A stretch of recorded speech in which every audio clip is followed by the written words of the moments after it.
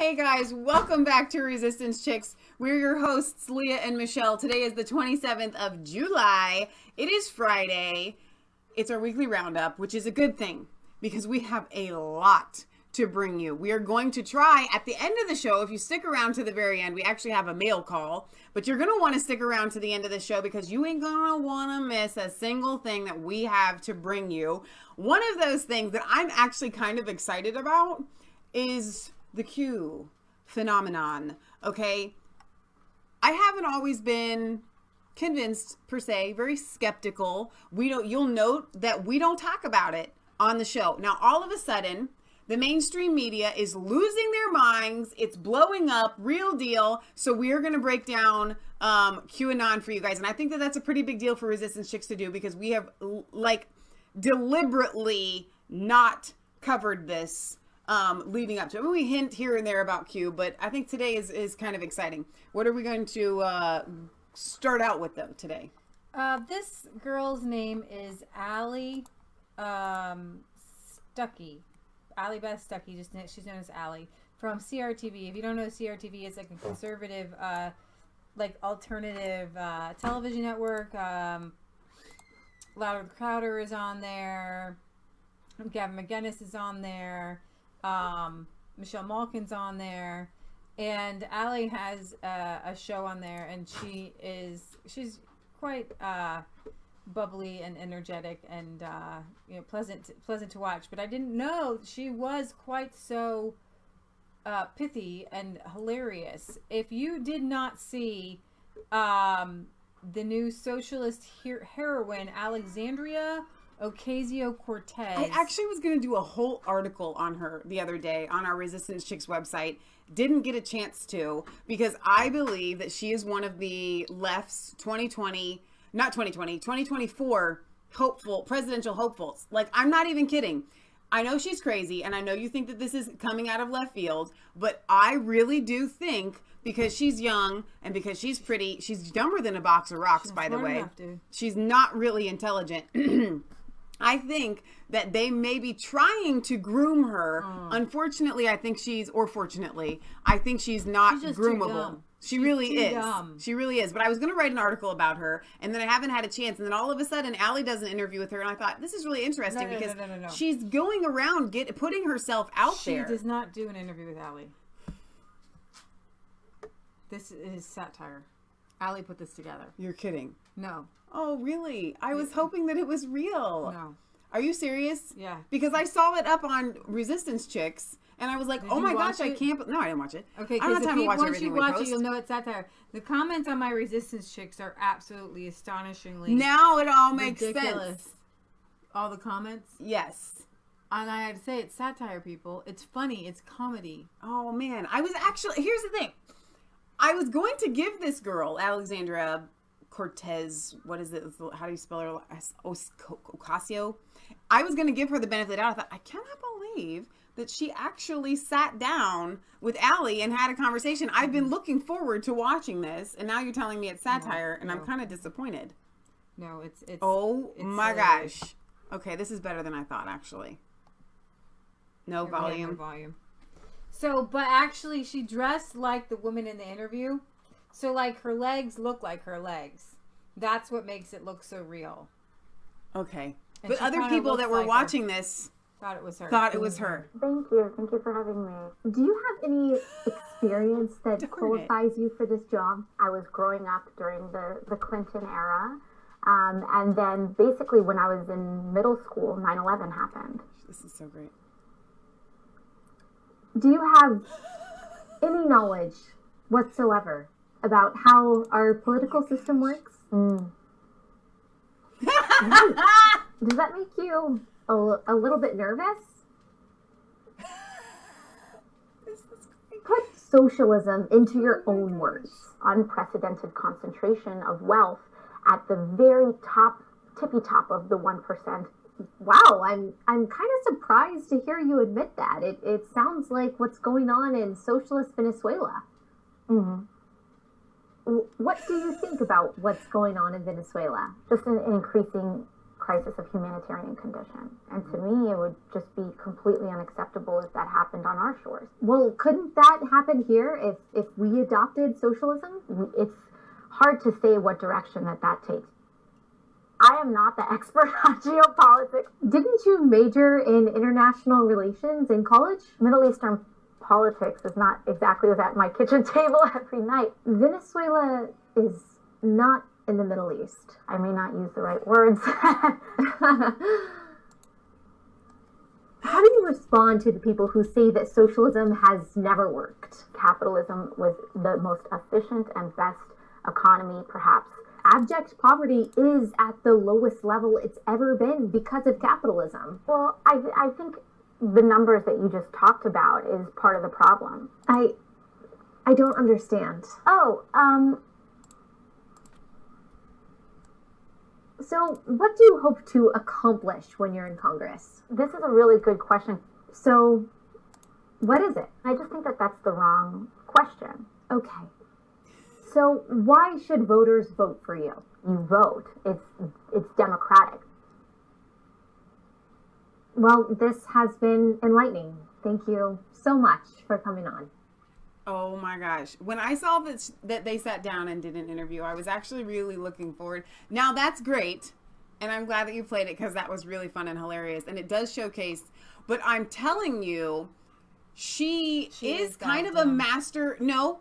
Yes, she is that dim. She is that dim, but she wears her dimness really well and is very confident in the way she delivers what she says. And to like lesser intelligent people, you just believe people when they have confidence, which is why people wear confidence more than they wear intelligence, because it's believable. If you're not confident and you're super intelligent, people are not going to believe you. Here's a clip from the real interview. But I am, of course, the dynamic there in terms of geopolitics and the war in the Middle East is very different than people expressing their First Amendment right to protest. Well, yes, but I also think that what people are starting to see, at least in the occupation of Palestine, is just an increasing crisis of humanitarian condition. And that to me is just where I tend to come from on this issue. You use the term the occupation of Palestine. What did you mean by that? I think what I meant is like the settlements that are increasing in some of these areas and places where Palestinians are experiencing difficulty in access to their housing and homes.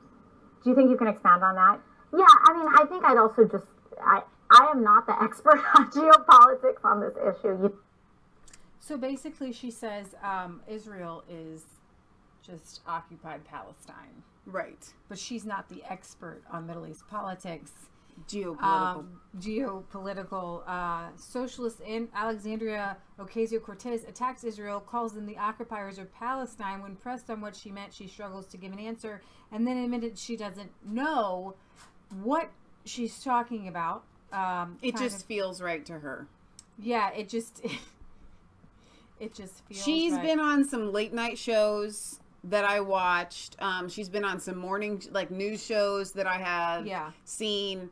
And those people do a really good job. And that's why I said I feel like they might be trying to. I think they're going to realize quickly that she's not the one that they can use. But you can tell by the way that they are leading her questions, they are giving her an opportunity to look as intelligent as possible. And on these shows, it kind of works. And so I want you guys to be a little bit leery. One thing that they do call her out on is the whole socialism thing. She's a full-blown socialist. And when pressed... She's a communist. When pressed on it, she's like, well, I just don't really like labels. Yeah. That's what she said. That's literally what she said. Yeah. So she is totally a socialist. And the left is kind of trying to tell her, like, you know what, honey? People don't exactly like that term. Like, maybe you would get more voters. And she's like, well, we won already. And people know that I'm a socialist. So that's okay. Yeah, I mean, that's her whole the left is definitely trying to distance themselves from her, which is absolutely hilarious. But I wanted you to see some of these tweets because she tweeted out that Republicans were scared of her. She says, Republicans are so scared of me that they're faking videos and presenting them as real on Facebook because they can't deal with reality anymore. And I tweeted out, I said, no, actually, sweetheart, we knew it was fake. And we laughed the entire way because it was so hilarious. So somebody says, this statement means one of two things. You actually think that this satirical video is real. You know it's satire, but you're feigning ignorance to rile up your base, both of which is a bad look for you. Either you don't know it's satire, you know what I mean? Or you can't tell that they're making fun of you. Right. This is sad. Britt Baza says she will do well in the Labour Party of the UK. And that's not just because of her socialist views. That's her denseness. You have a lot of that going on over there. It's sad. I'm just saying. It's really sad, all the inbreeding. Diane all Abbott, all the inbred people go to Labour Party. No one is scared of you. You've exposed yourself countless times. No one is scared of you. Liberals can't understand jokes. They're that miserable.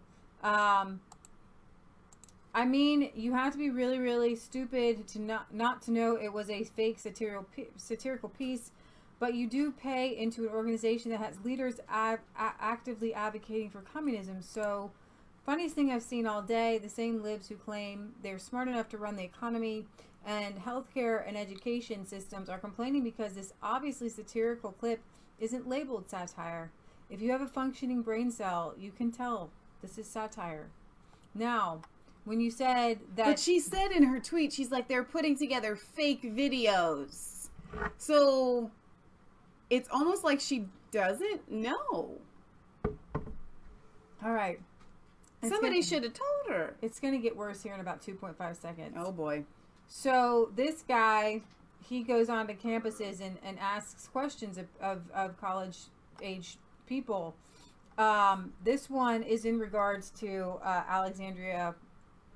just say Cortez. And how they see this socialism, this democratic socialism, which is now trying to get a foothold, which is the best, absolute best thing that the Democrats could ever do. Because what it does, it marginalizes every sane person against the easily gullible, manipulated people. Right. So, like, I have friends who... don't like Trump, maybe would vote like for a John Kasich, you know, a lot of, but they're smart, intelligent people. Mm-hmm. A lot of friends like this. Right. I have a couple I'm thinking of exactly, ex-teachers who would see her and would rip her to shreds because they're not socialists. Like, they might appreciate a socialist type program here and there. Right. But not socialism. Yeah. Right? Most Democrats don't want socialism. They're not socialist, right? A lot of Democrats are just Democrats because they hate, they want abortion, and they think that the Democrats are the party of, you know, freedom, you know, for equality, every minority, right? But most Democrats, most thinking people who get up every day and go to work aren't socialists. Right. You have to be incredibly gullible or incredibly evil to be a socialist. I mean, there's only two spectrums for socialism and communism. Right. Incredible gullibility or incredible culpability and just evilness. Total, you know, massacre people type. Chairman Mao. Yeah. So that's why Chairman Mao and every major communist government, they take the intellectuals and they kill them, or they put them in re-education camps, because any intellectual will say this isn't going to work. Right. If you don't mind getting sitting, I'm going to play this video here.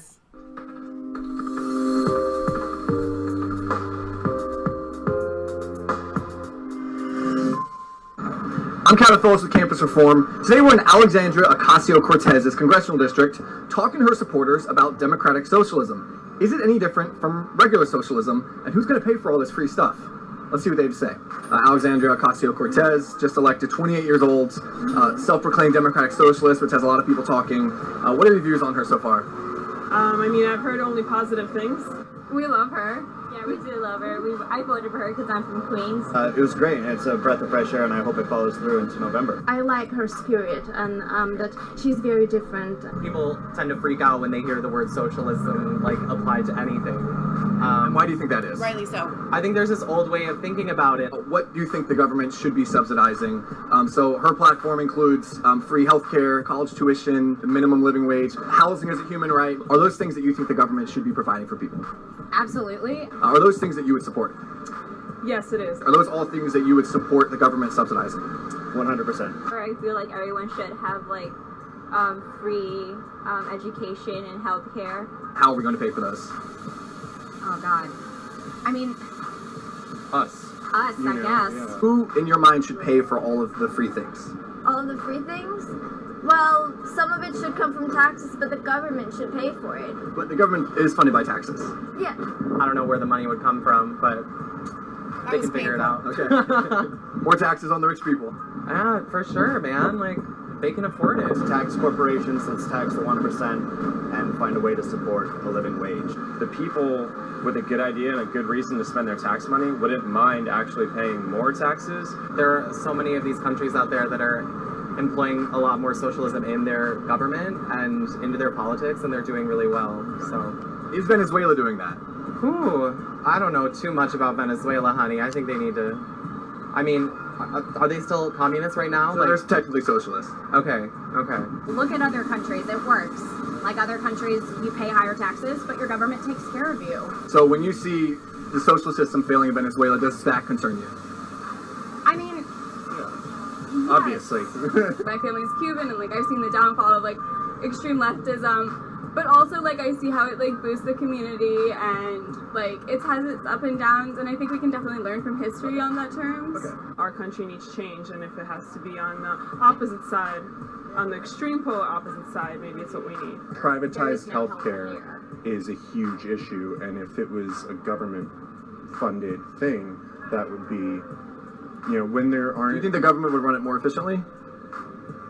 In a perfect world, sure. But we don't have a perfect world. I don't know honey. exactly like where I stand, but I know like democratic socialism is better than conservative. It's just better than, it's the better option. I don't know much, but it's just better. When I think of it, I just think of like more open-minded people that aren't like as economically conserved. I wanted you to hear that punchline where she said, democratic socialism is better. I think about people who are not as so economically conserved. So remember my other favorite line is from that girl, though, because he says, how are we going to pay for it? And she says, well, some of it should come from taxes, of course, but the government should pay for it. And he says, well, the government's funded by taxes. And she's like, well, yeah. And he asked the guy, so you think the government is more efficient? Well, in a perfect world. Raise your hand if you think we're ever going to live in a perfect world. So thank you. Wait, thank you, Democrats, for this for Alexandria. Yeah. Because it makes our job that much easier. I mean, if we're going toe to toe with somebody who's smart and intelligent and has their economics down pat and has real solid answers. Yeah. It's going to be a lot harder to go toe-to-toe with somebody who has more than half a brain cell. Yeah. Right? But even the Democrats are pulling away from her because it's so embarrassing. Like, it's really embarrassing. So, even in the UK, which they're pretty socialistic, like they're running socialism, and they have the free healthcare, they have a lot of free college tuition. Well, remember, but it doesn't work out that way.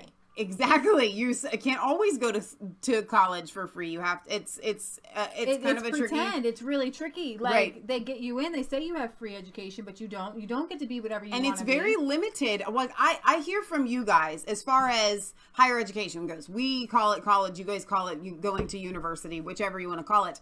From what I understand, you guys have it very hard. It's very difficult for you to actually get a higher education. Your high school stops at 16, and then you can go on and get a couple more years, but your grades have to be impeccable for you to actually go to university, you guys in the chat can correct me on this, but your aspirations in the UK are very limited. I blame it on socialism. They also discourage independence and entrepreneurship.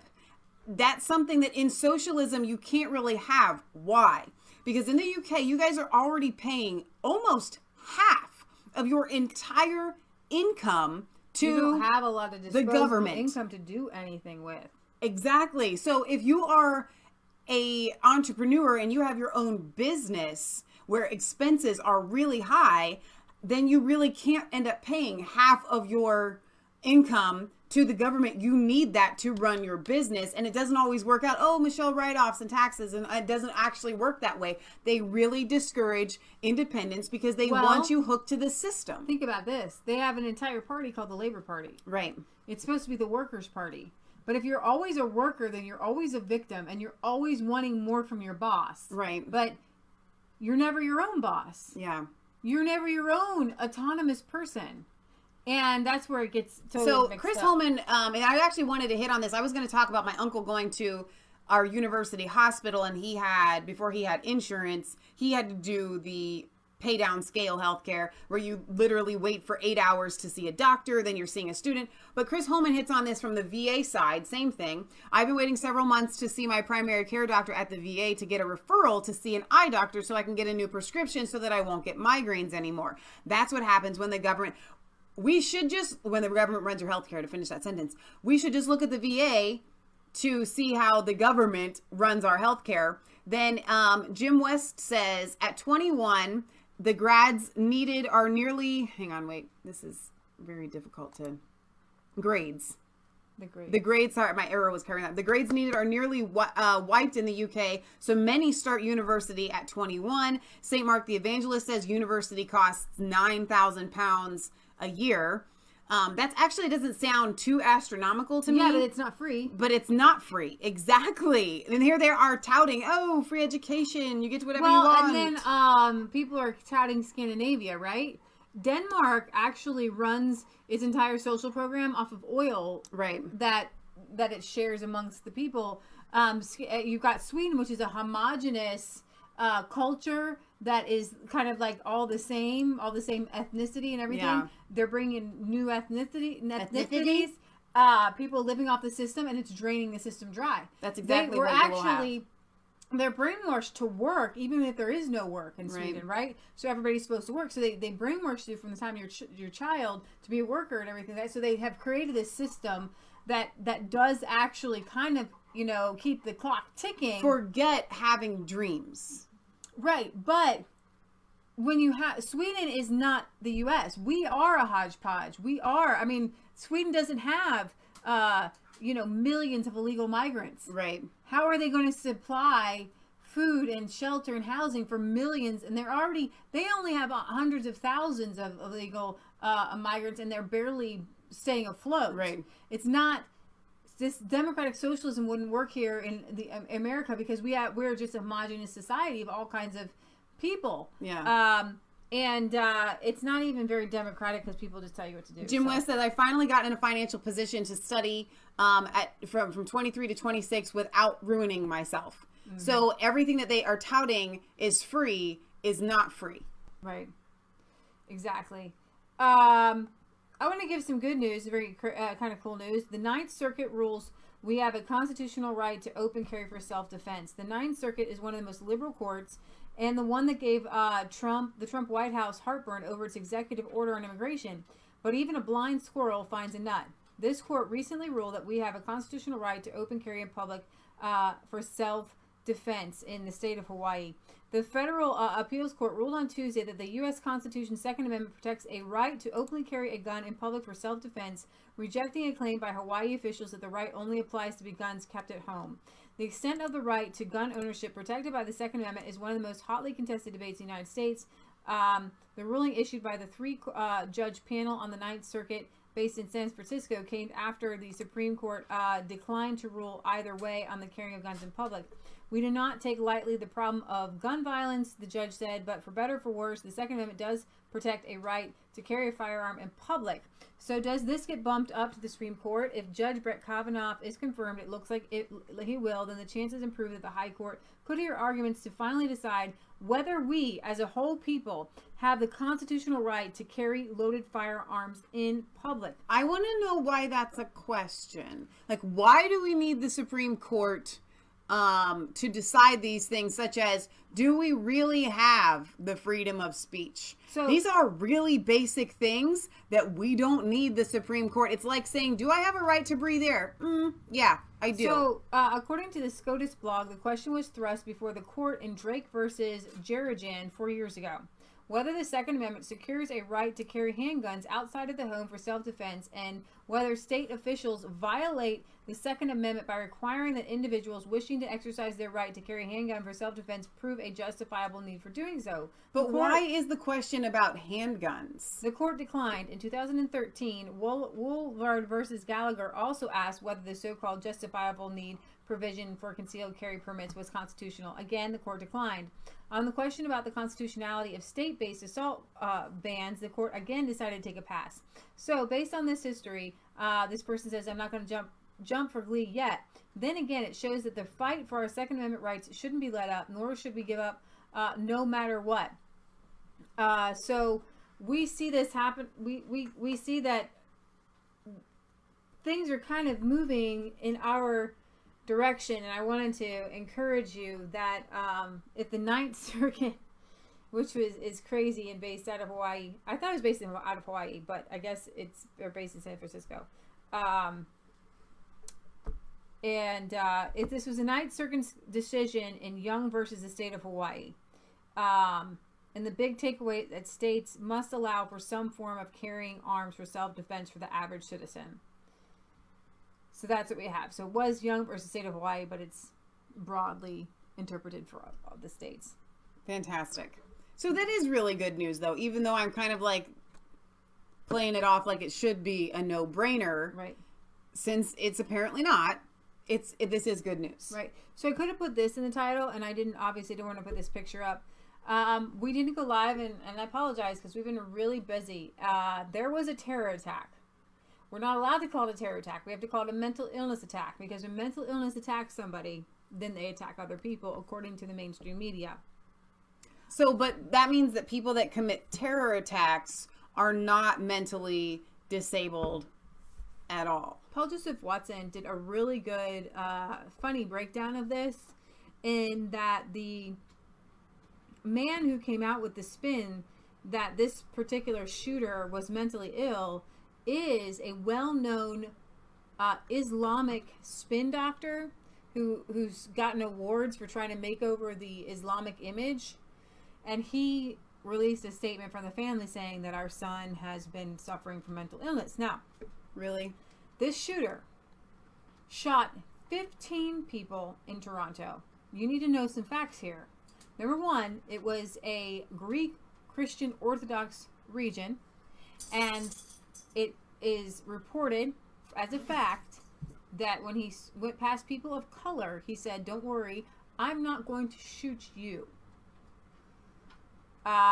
He killed 2 people, and people are saying that don't worry, it was mental illness. Literally what they've started doing is that they are squashing us from saying terror attack. Right. They're literally putting a lid on it, and like I'm going to take you to Alex Jones is shut down on Facebook. He's got strikes on him, videos for Islamophobia. I didn't know that Islamophobia is now a thing. Like, here it is. Any moment, then we're gone. If that's the thing, if that's the precedent that has been set.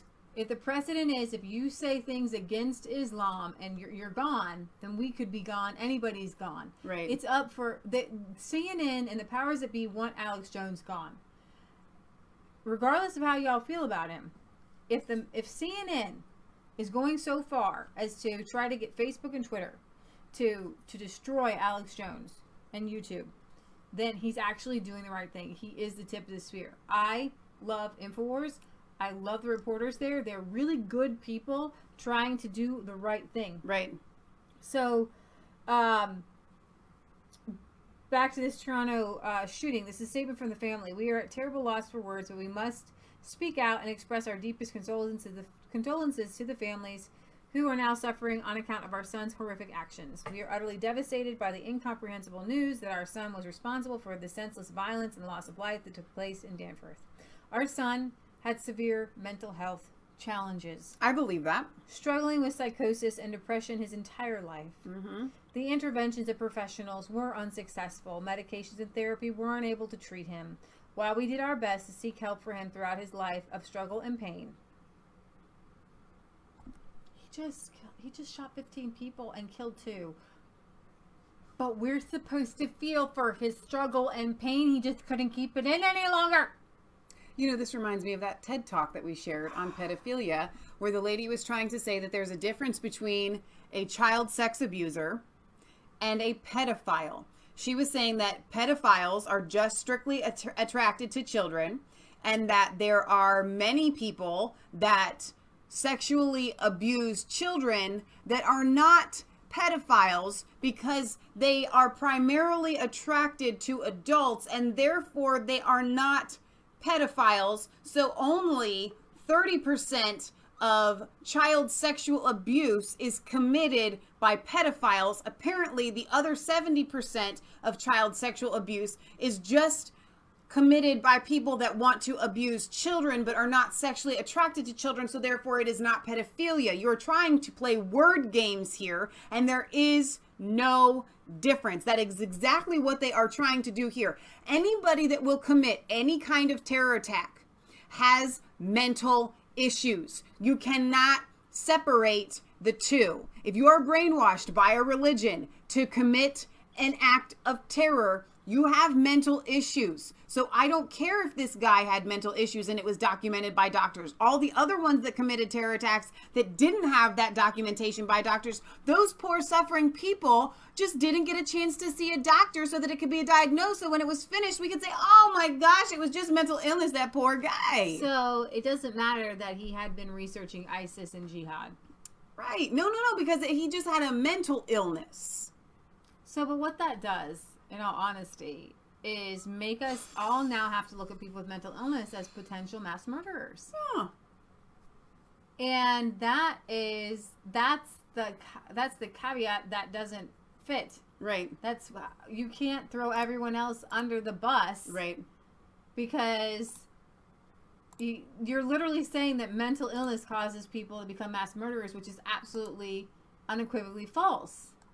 That's not true. Mental illness does not cause people to kill people. Right. It's an ideology or a thought process. Right. That causes people to kill people. You know? I also need you to know that in Canada, this is highly disturbing. They have agreed to take in, I believe, 90 white helmets and their family members. Now remember, the white helmets worked with al-Nusra and terror groups. So these are terrorists that they're bringing in as, quote, refugees. Well, not only are they terrorists, but they have been proven to falsify terror attacks as well. I know. They are not to be trusted on any level. Jeremy Hunt says, fantastic news that we, UK and friends, have secured evacuation of white helmets and their families. Thank you, Israel and Jordan, for acting so quickly on our request. The white helmets are the bravest of the brave. And in desperate situation, this is at least one ray of hope. So you're bringing these terrorists to Britain, and these are the white helmets. We've covered them extensively. You know what this is called? This is a Trojan horse. They have done this so that you say with open arms, come in, come in, come in, and you have literally just let the criminal into your house. Okay. So we're going to actually cover a lot of that. Now, speaking of letting criminals into your house, do you guys remember how we covered that Afghan little boy who was 3 who was attacked with acid? And Michelle's like, I bet they were going after his mom. Well, Michelle was right. See, you couldn't even say it. I did. No, you did. You did to me, but you're going to say it again on live. Facebook. You want to say it to them. Just and I put it on Twitter. It. But like, say I put it on Twitter and Facebook. Michelle was right. Michelle was right. I wrote it like all over the place. But I just wanted to hear it again. So this mother was tracked down by her husband after she appeared in newspaper without her veil. as police continue to quiz this guy. They got him. He's 39-year-old Afghan being questioned after his son suffered serious burns. The couple initially settled in Wolverhampton after fleeing war-torn Afghanistan. Later, last year, she left her taxi driver husband and moved to a house in Worcester. I thought we did that one. Worcester. It is now thought that the target of the attack might have been the boy's mother for not wearing a veil. So they have like 5 guys total on this thing, and some of them are like some like Fight Club, the Romani Fight Club dudes. It's really sad. It's really, really sad. But it is another atrocity brought to you in the name of the religion of peace. All right. No, UK. So, in other good news, I mean, I want to jump around from good news to kind of weird news, so keep you guys alive and pumping. Donald Trump met with Juncker. That's it. That's all I'm going to say. End of story. No, it is not the end of the story. I'm kidding. Jean-Claude Juncker. He wasn't drunk. He didn't appear to be drunk, actually. Well, I bet somebody sat him down and said, "You do not. This is the President of the United States. I don't care. You can sit there and fidget." So Donald Trump got a lot of concessions out of the EU, 0 tariffs and all kind of crazy cool stuff.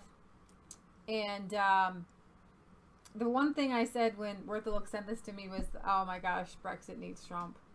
Oh my gosh, you guys would be sitting pretty if you had Trump to do this Brexit negotiation. It's absolutely..." And then Nigel says the exact same thing. If only we had a proper leader like Donald Trump taking on the EU, not Teresa the Appeaser. Now, I want to make sure I have... I thought I had a video up. But I'm going to see if we can find... Because I know Nigel had a moment on this. Let's see if he's got a video here. Let's see, okay. But I can't believe it. The European Commission, remember, Mr. Juncker, is not elected, so he's got no threat of being removed. I'm guessing now that the pressure that came on from German car manufacturers must have been absolutely enormous. What is even more remarkable is over the last few months, the global media have portrayed Trump bad guy, protectionist, EU good guys, free traders. The truth of it is, the protectionist European Union has now been forced by Trump into taking an approach that is more towards free trade and fair trade. It is not only an extraordinary day, but a massive, huge victory for President Trump's negotiating position. Well done him. Well done him. I love the way he says that. Well done him. I wanted to see if I could find...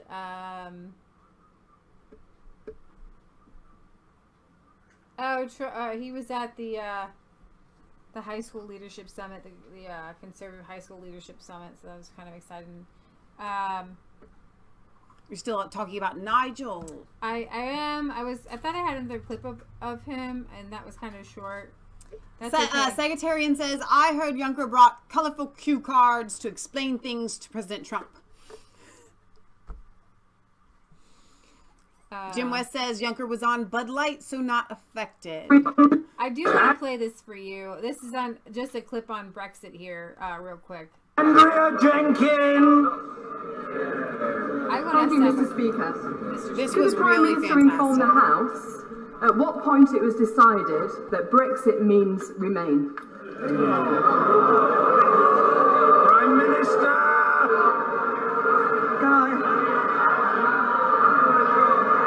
I think we played this last Sunday. Can I say it to my honourable friend? Oh, where's the camera? I don't think we did. I think you were gone, and I think I played it. Yeah. But it's still worth playing again. You probably did. Let me see. I want to say Trump and Juncker. I'm going to bring you a little. Jim says EU backed down in 3 hours to Trump. Every media outlet sold it as the EU winning as a bloc. LOL. All right, someone play a clip. The United States and the European Union together count for more than 830 million citizens and more than 50% of the global GDP. In other words, together we're more than 50% of trade. If we team up, we can make our planet a better, more secure, and more prosperous place. Already today, the United States and the European Union have a $1 trillion bilateral trade relationship, the largest economic relationship anywhere in the world. We want to further strengthen this trade relationship to the benefit of all American and European citizens. This is why we agreed today, first of all, to work together towards zero tariffs, zero non-tariff barriers, and zero subsidies on non-auto industrial goods. Thank you. So Trump really kind of laid down the smack there, and so that is going to lead us to, I know I have them up here somewhere. I didn't close them out, did I? Look at all these tabs Leah has for you people. She has been working really hard getting today's show together because there's so much to cover. A lot happens in a week. We were going to go live last night to cover all of the Q stuff. And then we ended up on a mirror. Well, that too. And cleaning out pig pens. Yeah. All right. So, the moment you've all been waiting for. Q posts. He was gone for about 20 days. And there are people who follow Q posts every day. They love to see what he's going to say. First of all, some of you may be skeptical on Q posts. I'm going to say this. Whoever he is, or she, they have... Get your pronoun right. I know. This is definitely one of those multi-pronouns. Have an inside track to what Donald Trump is doing, and to... They have a bigger picture. And they seem to know things before they happen. I'm just going to say they. Okay? Okay. They seem to know what's going to happen before it happens. And I'm going to tell you also that Patriot Gallery had to give me a primer on abbreviations, because Patriot Gallery follows Q, because she follows Lionel like all the time. More than us. But Lionel goes live multiple times a day because he can. So Patriot Gallery had told me on, I believe the 24th, that Q was back. So I started to follow Q and kind of start there on the 24th. And it just so happened that one of his posts, I think on the 25th, was on this video with Juncker. But I will start here. I'm not going to go through all of them, but a lot of them to kind of give you an idea of what's going on. From sea to shining sea. Well, he wrote that. And from 5 minutes before, Trump went to a rally, I believe in Georgia. And during the time he played the song From Sea to Shining Sea. And a lot of the QAnon people saw that he went like this during From Sea to Shining Sea, and he kind of possibly made a Q. Like, everything he does, he's possibly making a Q. I don't know. He has to know that this is going on because, like Michelle said, Q is in the mainstream media right now. Apple just dropped the QAnon Post app because that's huge. They're afraid of this stuff getting out there. They're saying that they're afraid because it's fake or whatever. I don't really know what their excuse is. Their excuse is that they're peddling that all Democrats are part of Pizzagate, Pedogate. Right. Okay. Which that's not true. And that's from not what I Q understand. is posting on. Right. So, with the Apple app, it was #1 in entertainment and #4 all around. Let that sink in for a second, because Apple has a lot of apps. #4 all around. Right. And so Apple is pressured. So, like, there's so much pressure. So when I see the mainstream media against something, then I know it's good. So that's my first clue. Then he goes on to say, who does Huber report to directly? Huber is this guy that Jeff Sessions has appointed to look into the corruption of the DOJ. He's different than the other guy that we just heard from. Define evidence. Who has the server? Donald Trump in the meeting with Putin says, where's the server? Why does POTUS continue to refer to the server? POTUS does not speculate. Future proves the past. Who has it all? Topic stated in past. Future big meeting repeats important. Think Twitter. Those awake see. Those asleep blind. Fake news.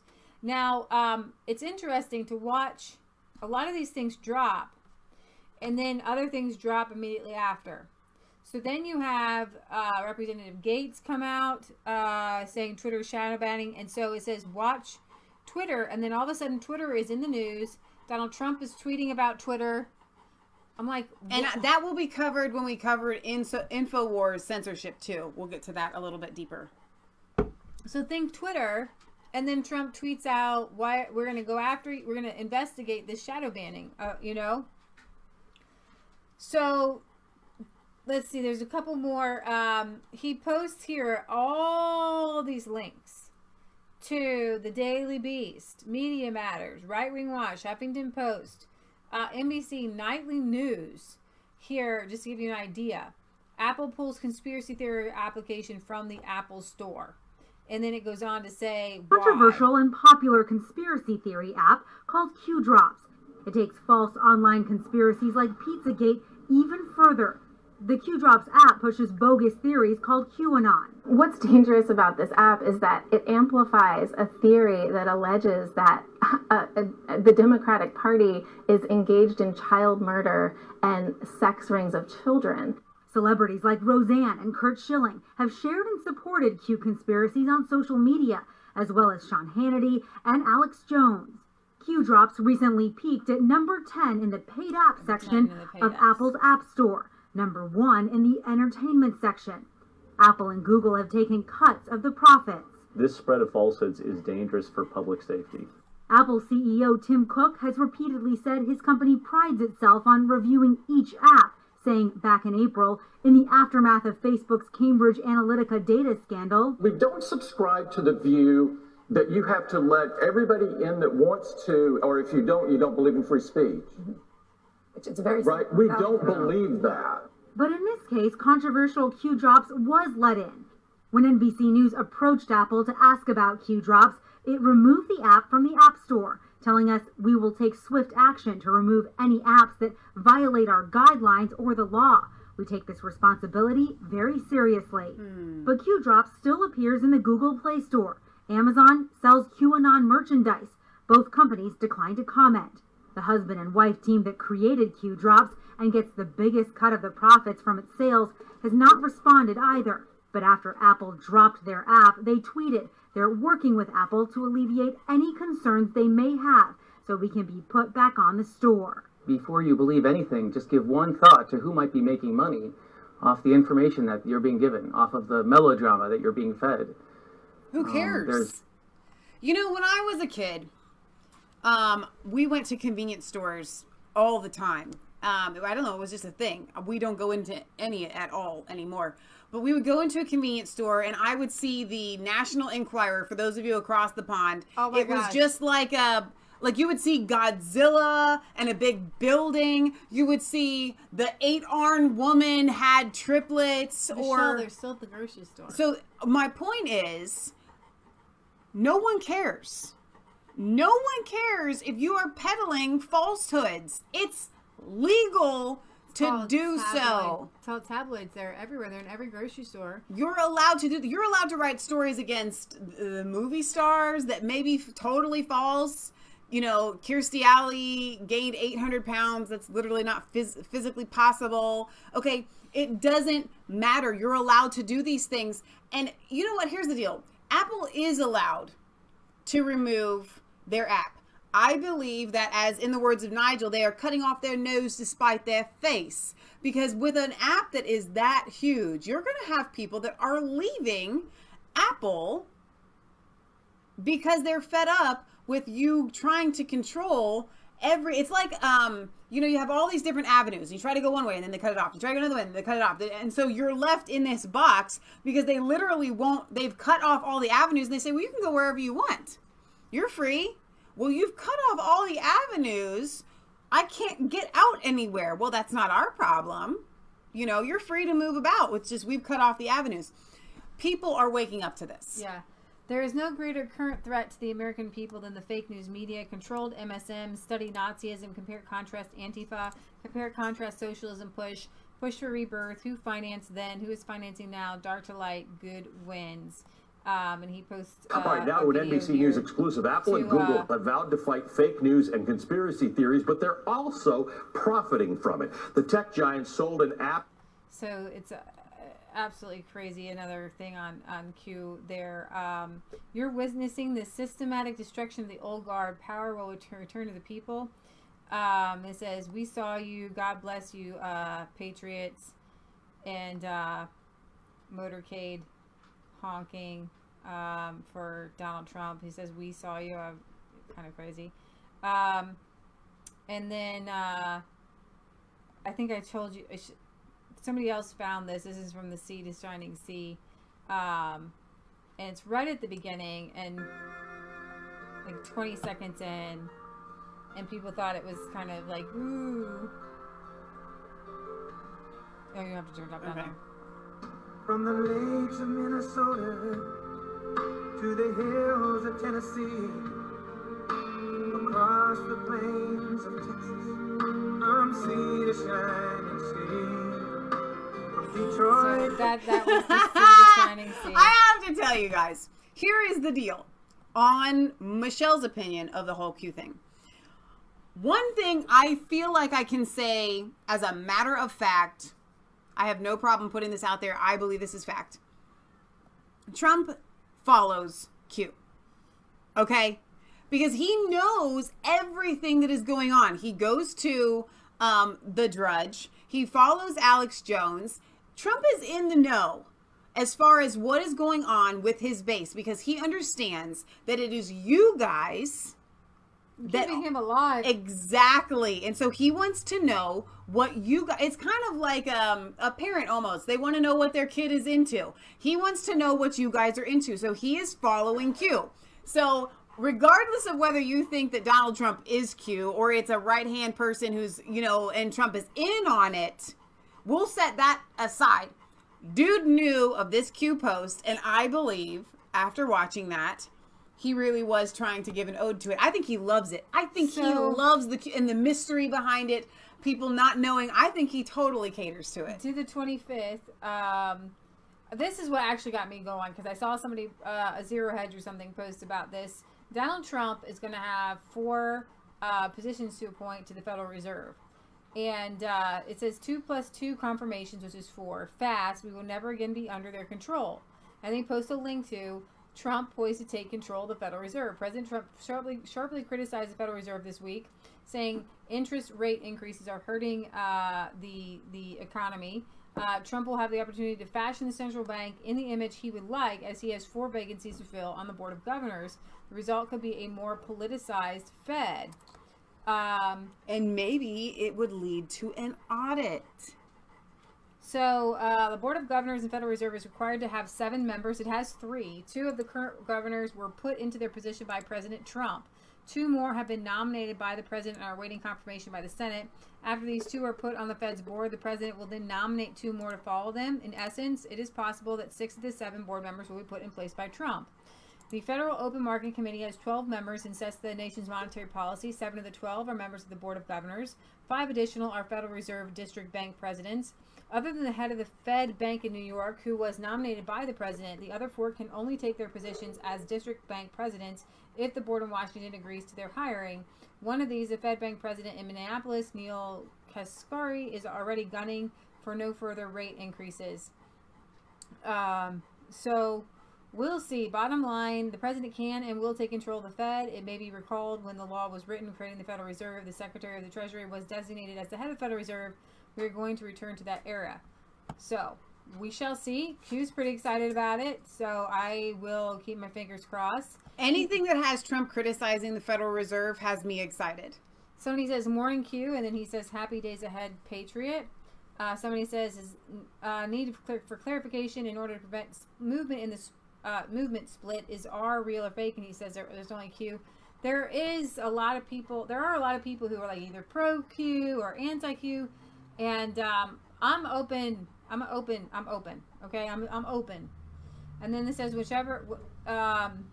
that whenever any form of government becomes destructive to these ends, is the right of the people to alter, abolish, and institute a new government. Declaration of Independence. There, he puts it up like I think somebody posted it a couple times. Did you read that one? Did you read that one already? Not yet. We're getting to it. Let's see. EU blink, concessions made, zero tariffs, US is greater than the EU.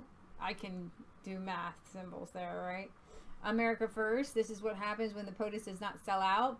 After such an enormous announcement, what questions were shot at the POTUS? Russian delay in meeting to Putin. Eyes open. MSM does not represent the people. The days of our leader lining their pockets at the expense of the American taxpayer are over. Recent example, and then this talks about Claire McCaskill, who got $131 million in subsidies, and she might be losing her seat, which is exciting. And then he says, go Kansas. Which really just means go Kansas for president, our Kansas. That's totally what it means. Actually, I'm kind of convinced that Patriot Gallery is Q. I know. Because Patriot Gallery, when she types things out, they are in sentences just like that. You would never know that she actually is a literary master and can write like nobody's business. She's written some lawyers and stuff in the past. Kind of scary. I mean, amazing. And yet, when she goes on to channels like Lionel and other places and in our chat, she types Q posts. I mean, this is a thing. I'm convinced. I think my mother is Q. I think that's why she likes Q, because she can just he speaks her language. No, she is Q. Totally, my mom is Q. Oh my gosh. All right, so our channel's gonna blow up. Articles of impeachment were drafted against Rod Rosenstein. Now, he backed off on that recently because Paul Ryan would not do it. Okay, and he goes on to say, if Rod Rosenstein is dirty, Mueller must also be dirty. If Mueller is dirty, Rod Rosenstein must also be dirty. So they're both dirty. So then he goes on to, dirty wag. Yeah. No name. Okay. No name is Mom John has McCain. to clarify sarcasm. I'm being sarcastic. For some people that don't get satire, well, yeah, I don't know. She could be cute. I don't know. She wouldn't let you know if she was. She wouldn't let you know if she was. She wouldn't. So, Patriot Gallery had to, and she knew all of the abbreviations. I'm just telling you. No, Patriot. Adeline says, not Patriot Mom anymore. Patriot Q. So no name is John McCain. Okay, so it says over here, why is no name in the news again? Is no name in the redacted portion of the FISA application? When did no name travel to the UK? So here Q is making this essential total tie-in to the fact that the UK meddled in our elections. Oh, boom, mic drop. When did no name travel to the UK? That's John McCain.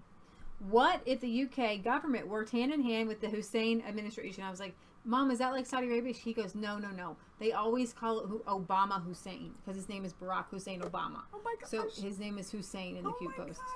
So when did Obama Hussein, let's see, the Obama Hussein administration sabotaged the 2016 election with the UK government, data collection, voice, videoing, bugging, creation of the fake intel dossier using this ex-UK spy, right?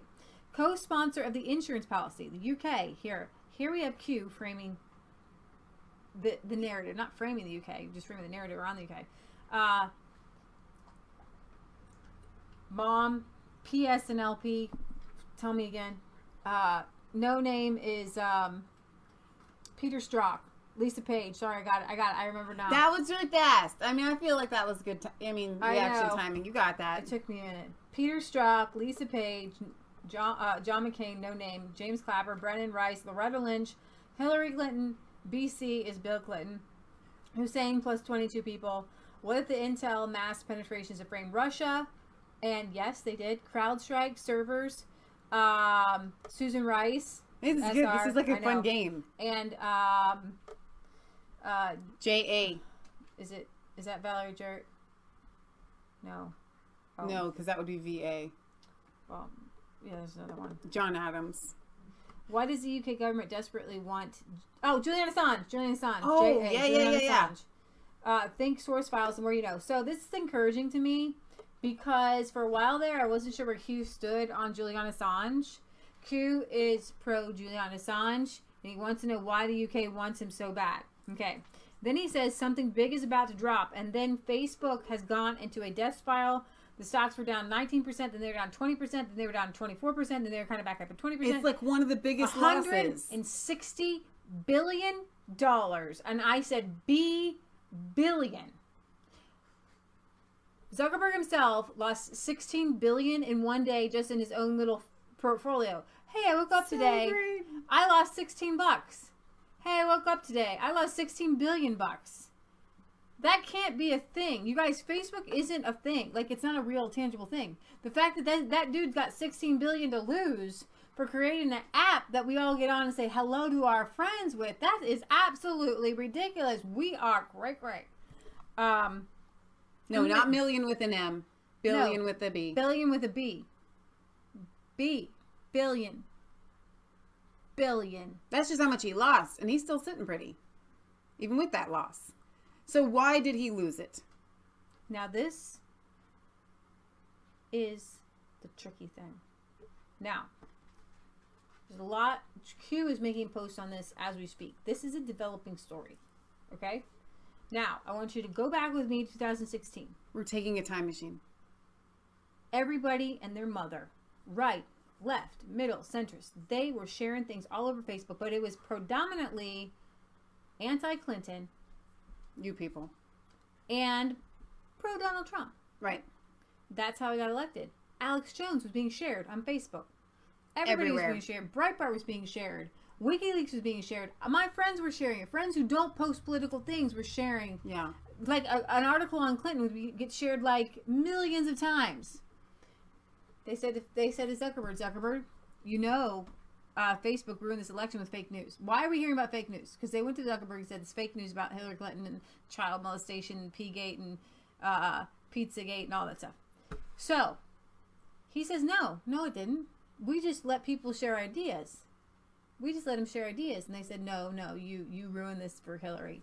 The deep state got on Zuckerberg. And as Alex Jones pointed out, they said to him, you're going to have to shoot your feet. You have to shoot both feet. He goes, it's going to hurt. They said, we know. You shoot your feet or we kill you. Zuckerberg had to shoot his feet. So that's basically why Facebook is lost. Because we were being promoted. Mm-hmm. We were getting the opportunity. It's like $3 here, $3 there. If every page, every day or several times a week, post a $3. That's how they get their average. That's how they get. And it's not just $3. And the next thing you're buying more ads and more ads and more ads and more ads. Right. And you're able to put your page out there. It was all conservatives. Nobody was sharing positive things about Hillary Clinton. Well, and it's not There's just no Hillary Clinton. Hillary it's Clinton just lefty pages. It really is red-pilled people versus not. Mm-hmm. And there is no one in the blue pill arena that is actively sharing things. And if they are, it doesn't spread like a virus, like an antibody, because it isn't actually doing anything. It's dead. No one wants to share what you have. Right. So it's either you have the most adorable, cute puppy video that's nursing a kitten or something goes viral, or the conservative red-pilled people, those videos go viral. There is no in-between because ain't nobody want what you serving. So, speaking of ads, do you want to drop an ad for 1776 here? Yes. This is the 1776 United. During the 4th of July, I got shirts for everybody. She did. This is the signer shirt. I love their shirts, so I wanted to make a plug for these t-shirts that I absolutely love. All right, moving on. We're going to just read a couple more. That there. Yeah, it's on your arm. Reading a couple more here. What is the point of filing impeachment, Art, if Ryan was going to reject? Known beforehand? Optics. Think logically. Could Sessions publicly challenge Rod Rosenstein without creating a dilemma? What events would immediately transpire if Sessions challenged Rod Rosenstein? Would it immediately demonstrate that Sessions must be aware of key Mueller facts? Facts or failure of duty that he cannot possibly know if he's recused? Facts, a case he is supposed to be recused from? Think logically. One challenge to Rod Rosenstein would immediately trigger attacks to remove Sessions, given his clear involvement in receiving information, return a case he is fully recused from. Who does Hoover directly report to? Jeff Sessions. So, what he's trying to say is, and this pains me to say, it's possible, I don't know if I believe it, that Jeff Sessions is stuck. He is literally like a character in a Alice video in game. Wonderland. In a video game. Okay. And he can't get out. right? He wants to get out. He's screaming to get out. It's Tron. Right? He literally, the only thing he can do is go to this high school thing and yell, lock her up. He literally can't do anything because then he loses his position. I don't know. It's so frustrating.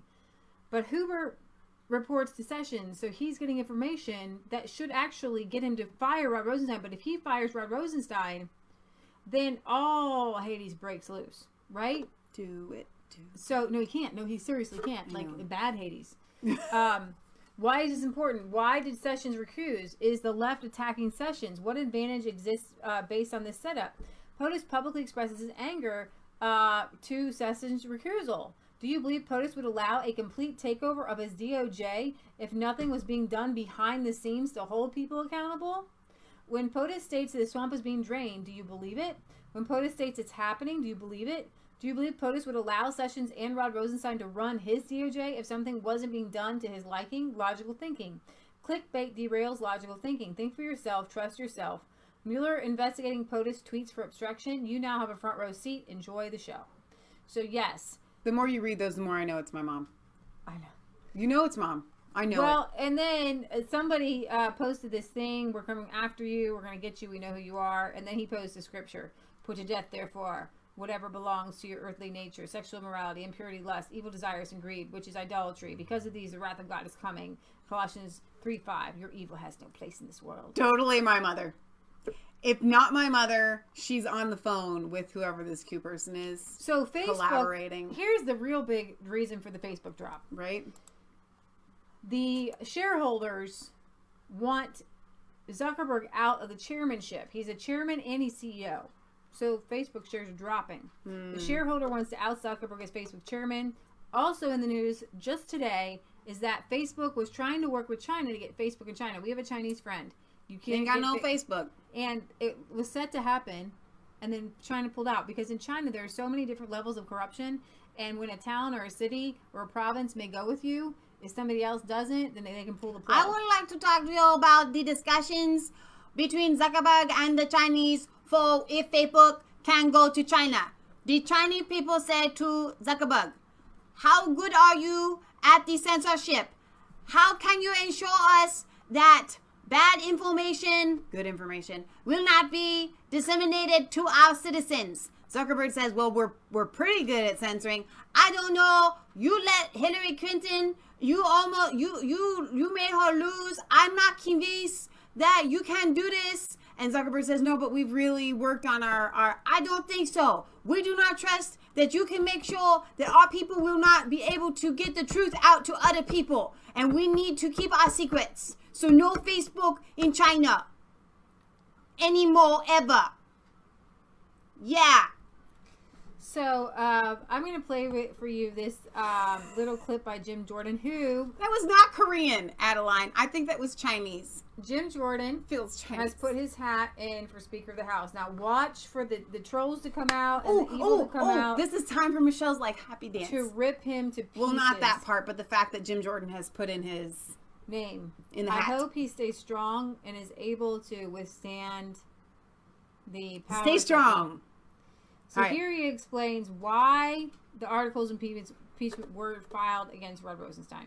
We've sent a letter to the president, Mark, myself, and Congressman DeSantis saying, declassify the information, get us all the information. What is he? Have you ever spoken to him about this? Why won't he declassify these? We sent the letter several weeks ago, but the bottom line is we have sent numerous letters to Rod Rosenstein they haven't complied with. 2 subpoenas they haven't complied with. We've caught the Department of Justice hiding information, redacting information that they should not have redacted. We know that Rod Rosenstein threatened House Committee Intel staffers, threatened them, chilling impact when they were trying to do their job, our job of doing the constitutional oversight we're supposed to do. And we all know what the Justice Department did with the dossier. Never forget, Rod Rosenstein signed the 3rd renewal, signed that, which was based on the dossier, which we know parts of it came from Bruce Orr, high-ranking official, through his wife Nellie, the whole ordeal. So we're tired of the Justice Department giving us the finger and not giving us the information we're entitled to do our constitutional duty. More importantly, the American people are sick of it. That's why we filed the resolution.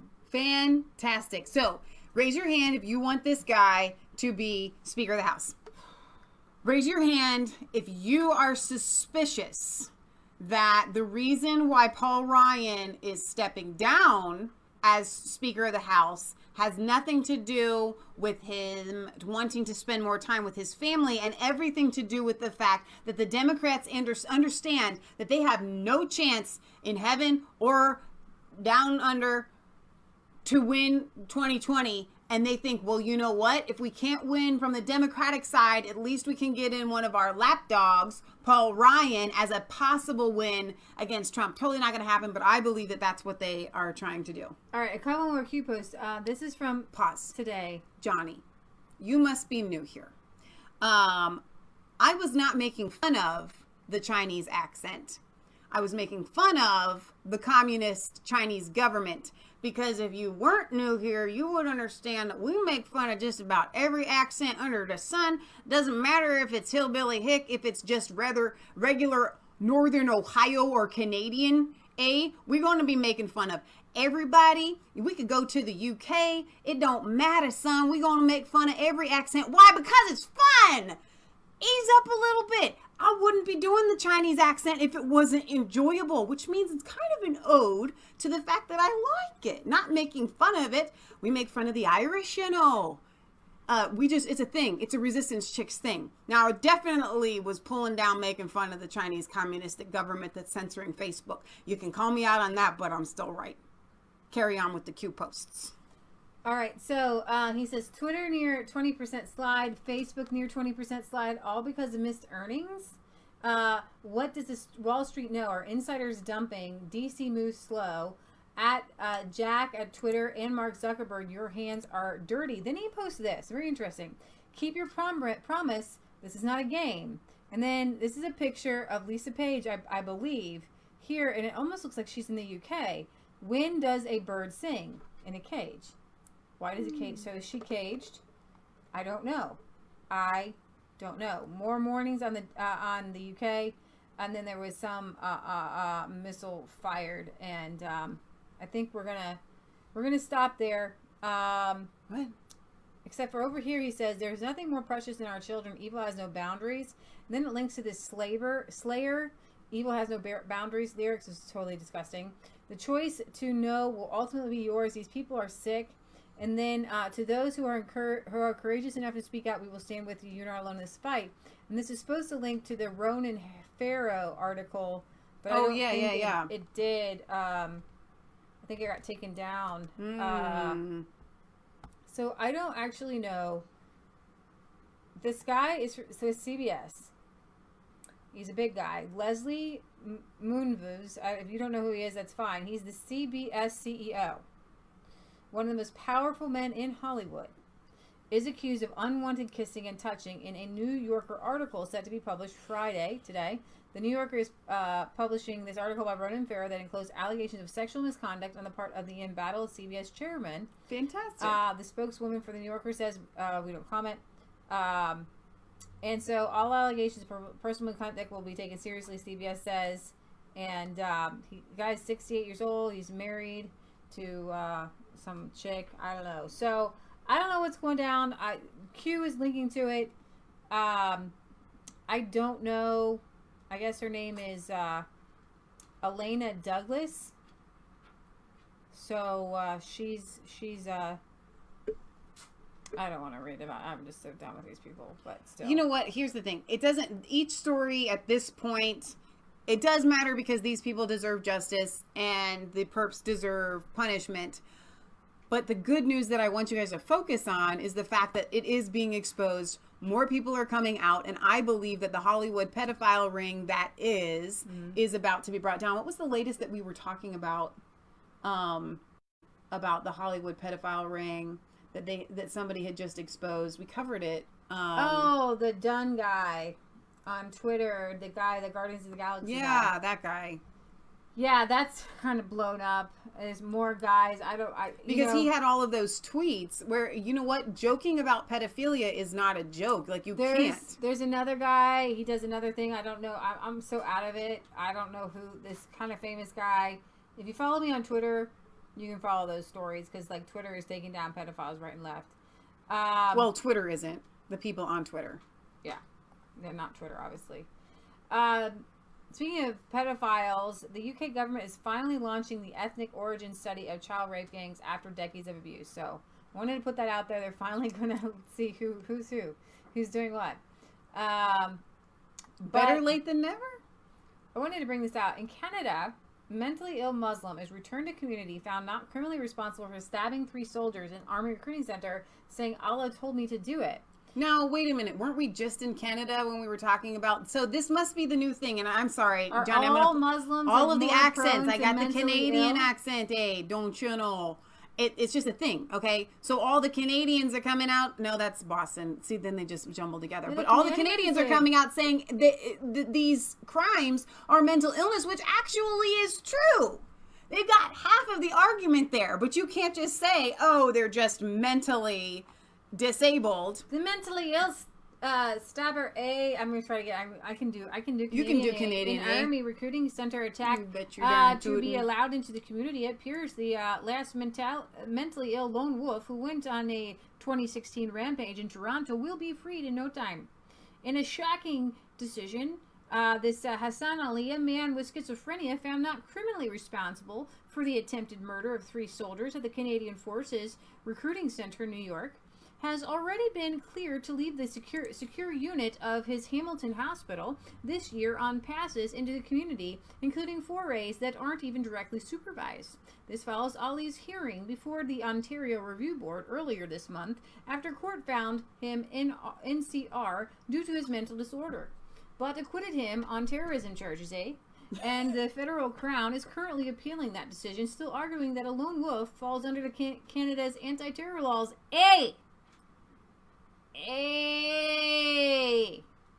According to the recently released disposition, Ali has been ordered detained in the secure forensic unit at St. Joseph's Healthcare Hamilton for treatment and rehabilitation. Now, how does deprogramming from the religion that shall not be named work exactly, in Canada? How can you do that without being Islamophobic? Right. Allah did not tell you to stab the soldiers. Allah, he ain't real. Yo, your Allah ain't real. Eek. YouTube's gonna pull me. Atheists can say God's not real, the Christian God's not real, but as soon as you say Allah's not real, everybody's up in arms. I know. How is that a thing? That's a really good question. What's the science guy that everybody hates to loves to hate? Dawkins. Richard Dawkins can go around saying there's no God all day long. Right. I say there's no Allah. And suddenly they will pull my channel. Which, so the question is, do they believe that Allah is real and that's why they're doing it because they're just so offended? Like, you can't say that. We know Allah is real. So this guy, he's going to be indirectly supervised in his fast track to freedom. So glad there's freedom in Canada for terror-linked people. Right. So Trump went on a tweet storm after Michael Cohen directly... okay. So let me start over. I'm not going to read the title. I'm just going to tell you what happened. Michael Cohen, his previous lawyer, has flipped. There's some tapes, right? We told you... I don't know if I told you about these stupid tapes about him discussing maybe payments about, the porn star or whatever. Comes out. It's no big deal. It's literally nothing at all. However, it's a nothing burger. What is something is that these were privileged, and even Alan Dershowitz, a lefty liberal, says this is it's like a crime. Like, you're not allowed to give out privileged information. You're not allowed to leak it. It's like doctor-patient information. You can sue for that, right? So Trump comes out and says, arrived back in Washington last night from a very emotional reopening of a major U.S. steel plant. There's a guy crying, oh, Trump, thank you, right? In Granite City, Illinois, only to be greeted with the ridiculous news that the highly conflicted Robert Mueller and his gang of 13 angry Democrats obviously cannot find collusion. The only collusion with Russia was with the Democrats. So now they are looking at my tweets along with 53 million other people The rigged witch hunt continues. How stupid and unfair to our country. And so the fake news doesn't waste my time with dumb questions. No. I did not know the meeting with my son, Don Jr. Sounds to me like someone is trying to make up stories in order to get himself out of an unrelated jam. Taxi cabs, maybe? He even retained Bill and Crooked Hillary's lawyer. Gee, I wonder if they helped him make the choice. So Cohen said that Trump was aware of this meeting with this Bolin 7 Skyla chick, okay, who's actually pictured. Who's she pictured behind? I'm trying to get my story straight. Well, I remember she's totally in on she is linked to Glenn Simpson. Well, no, not just. She did have a meeting with Glenn Simpson before and after meeting with Donald Trump Jr. But it's well known that she has Democratic sympathies and meets with these people. So at best, or at worst, however you want to word it, Don Jr. was just stupid to meet with her. I think it was a plant. I think it was there. I think it was on purpose. I don't think she had anything that she was actually going to deliver. So what's going on Twitter? Matt Gaetz, he was shadow banned. What would happen is Twitter has an autofill. So let me give you an example. When you start to, it's not there anymore, but it was there. They they get rid of their autofill? Well, what would happen was if you start to put in Representative Matt Gaetz, his little name wouldn't come up with the blue check mark. Okay. But now it is because they fixed it. Good. But it was coming up like a bunch of Breitbart article people, and people were being shadow banned. Like you could put your name in there in a little system, and people were definitely being shadow banned. So in the response to the growing outrage over the practice of shadow banning conservatives, just conservatives, as confirmed by the liberal publication Vice, and promptly tweeted out by the president, who said, we're going to look into this. Twitter issued a strange explanation to set the record straight, where they explicitly state that they do not engage in this practice, except they describe exactly how they do it. Here we go. Are you ready? We're ready. People are asking us if we shadow ban. We do not. But let's start with, what is shadow banning? The best definition we found is this: deliberately making someone's content undiscoverable to everyone except the person who posted it, unbeknownst to the original poster. But then he goes on to say, we don't shadow ban. You are always able to see the tweets from accounts that you follow, although you may have to do more work to find them, like go directly to their profile. So what they're saying is we don't shadow ban so that only that person can see the tweets. We just might not put them out there. You have to go to their profile to find them. Right, because that doesn't qualify as undiscoverable. You actually can find their tweets if you go to their page, but we sure as heck ain't gonna put it on yours. And we certainly don't shadow ban based on the political viewpoints of ideology. In other words, Twitter says they don't shadow ban. It's just that tweets from people you follow may never appear unless you click directly onto their timeline. Right. So this is remarkable from Twitter. Defines shadow banning, says they don't shadow ban, then says that for some accounts you have to go to visit them and see their tweets. Jack, you might need to take out the nose ring out and clean house. Twitter's own employees admitted to the practice in a January undercover expose with James O'Keefe. Are you ready for this? We are ready. Wait, you're gonna start over. So we're trying to get the SHITT people to not show up. It's a product thing we're working on. Let's say it was a pro-Trump thing, and I am anti-Trump. I was like, I banned this whole account. I'll go to you, and then it's at your discretion. And if you're anti-Trump, you're like, what? Mo was right. Let it go. The idea of a shadow ban is that you ban someone, but they don't know they've been banned because they keep posting, but no one sees their content. So they just think that no one's engaging with their content, when in reality no one's seeing it. I don't know if Twitter does this anymore. How do you know if it's a bot and not a normal person? You use machine learning. You look for Trump or America, and you have 5,000 keywords to describe a redneck, and then you look and you parse all the messages, all the pictures, and then you look for stuff that matches that stuff. So literally looks at the pictures you post, the messages you write. Yep. And if you have up to 5,000 of these redneck words, God, Bible, Christianity, Trump, illegal migration, any of that, build the wall. Is it going to essentially ban certain mindsets and or people who could be negative? No, it's not going to ban the mindset. It's going to ban the way of talking. Our last video exposed Twitter's eagerness to turn over President Trump's direct messages to the Justice Department. We think today's release will help you understand why. Because although Twitter presents itself as politically neutral, its culture behind closed doors is one of blatant censorship, systematic bias, and political targeting. While many suspected this was the case, today we present the proof. This is unequivocal proof. I don't know why Congress hasn't sat down and done something just on this. So, I don't know how much you're going to cover on Twitter and when you're going to switch to Alex Jones, because it all ties into the entire thing. I am very excited to tell you guys about Mike Adams' report that was hand-delivered to POTUS on Air Force One. Again. Tell them about that. All right, so Mike Adams has he's from National News. Health Ranger. Sorry, I got it mixed up. Mike Adams for the Health Ranger, he has a 50-page report on the systematic bias and shutting down censorship of conservatives. That report made it into the hands of the President of the United States. And it doesn't matter that it's super long. Trump appreciates things that are in-depth. I don't know if I shut this door. Paul Joseph Watson helped get that out, too. This is really exciting. Now, Trump has said that he's going to look into it.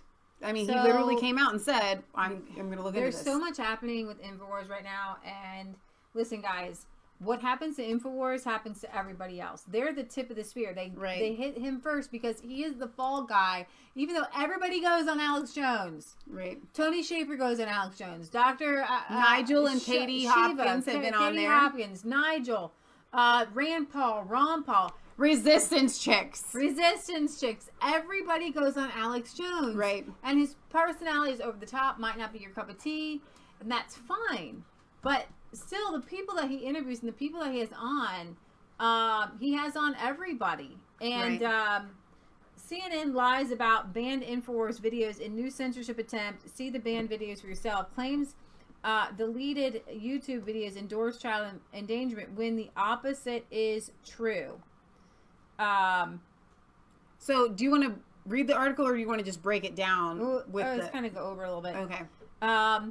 There was a video where some stupid kid was pushing up against an adult and he was punching him in the face. He was being a brat. He was being a brat, and it went viral like last week or a while ago on like other places. So somebody in InfoWars thought it might be funny because the guy pushes the kid down. He's fine. But somebody thought it would be funny in InfoWars to make a meme out of it and say how to respond to a liberal. And then other, like Forbes said it was Alex Jones who pushed the kid down. And Alex Jones did the strike, but it wasn't Alex Jones. Right. And when is comedy comedy? Like, is a kid okay if he's acting like a brat? Now, the world was talking about it, right? And it was out there, but it wasn't like one of those things where it was child abuse. Well, even if it had just been a strike that Alex Jones got because of this, is there something wrong with my hair? No, it's like, look at your highlights there. It's really nice. They are going after, they're going to try to take Alex's kids away from him because of this legally. They have taken him to court because of a false accusation that he is the one that pushed this child down. We're not just talking about a strike on a YouTube account. This is real deal. When they can come and take your kids away, these are scary times that we live in on a false assumption. Right. So, CNN says YouTube deletes 4 Alex Jones videos and gives him a strike. And it said hate speech directed towards Muslims, among other groups. One featured the headline, How to Prevent Liberalism, and showed an adult shoving a child to the ground. And the blog post InfoWars said YouTube claimed all 4 videos had violated the policy on violent or graphic content. Are you kidding me? It's absolutely insane. So the punchline is, did you tell them that he's been pulled from Facebook? I was getting to that. Facebook suspends Alex Jones for videos critical of liberalism and radical Islam. Facebook scheduled the event to promote a new Facebook Watch video feature earlier this week, but the situation turned ugly when the invited news reporters screamed about Facebook allowing Fox News and InfoWars on their platform. Ricky Van Veen, head of global creative strategy, and this other chick, director of product at Facebook, had combative exchanges with reporters at an event to promote Facebook Watch in Beverly Hills on Wednesday. This is not the first time liberal reporters have complained to Facebook about InfoWars having access to their social media platform. CNN has called on Facebook to ban InfoWars earlier this month, and left-wing activist Brennan Gilmore called on Facebook to eliminate InfoWars in a Washington Post screed in March.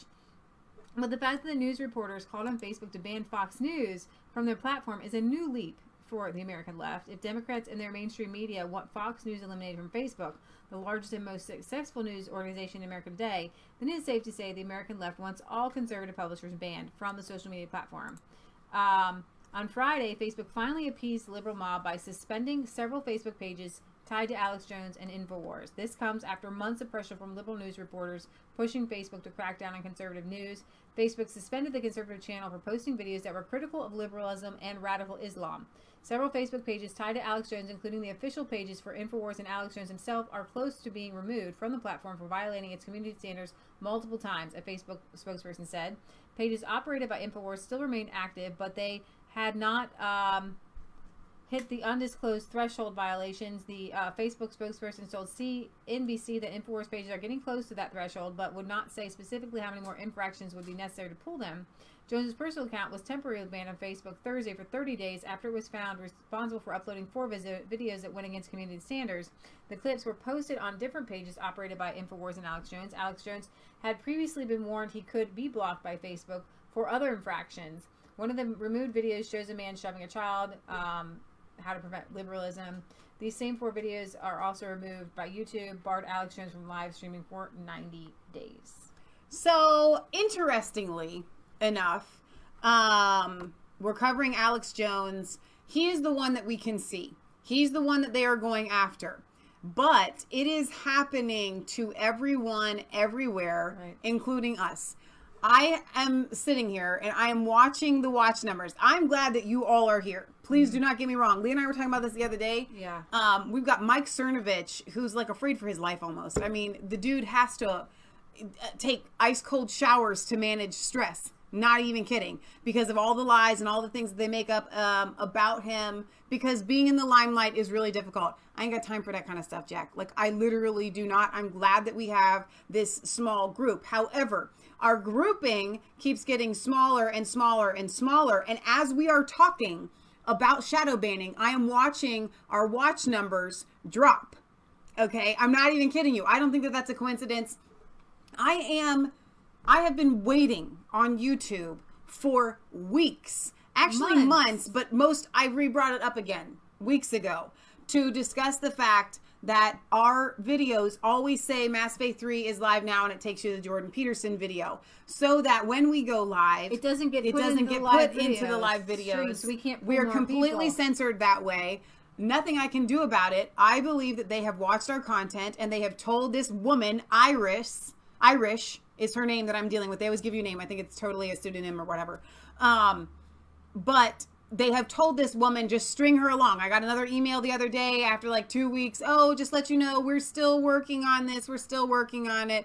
We're still working on it. They're lying about it and laughing about it behind our backs. They know our content. They don't want to put us out there. They're not putting this out there. They don't, yeah. I don't really know what else I can do, because I know that if I try to make a big stink about it and get other people involved, they will just come after us like they are Alex Jones. And so I don't mind just being able to get our information out to you guys, but I wanted to make you aware that for anybody that is questioning, is this real? Are they really shadow banning? Does it really matter? Does it really affect anybody? Absolutely. A channel like ours that has 11,000 subscribers goes live and gets 57 people to watch. A minute ago, it was like 45. Okay? That's insane. That's insanity. Okay? I could take it personally and just think to myself, and this is what YouTube would have me thinking, maybe people just don't like you. I think we're pretty likable. I mean, I'm not trying to say anything, but I think we're pretty dang unlikable. I know where we were last year. Right. I know where we were last summer. Yeah. I know that when we went live on Charlottesville, yeah, we had thousands of people watching us. Right. I know that video hit 160,000 in less than a day and a half. And I hate to sound like Alex Jones where you start tooting your own horn and talk about your own problems, but this is legit. This is actually happening. These are facts. And if we don't keep talking about them, I know then we will allow them to shove us under the bus. Sutherland Springs, that video went viral. Right. And we just kept getting capped and putting down and down and down. But here's the thing.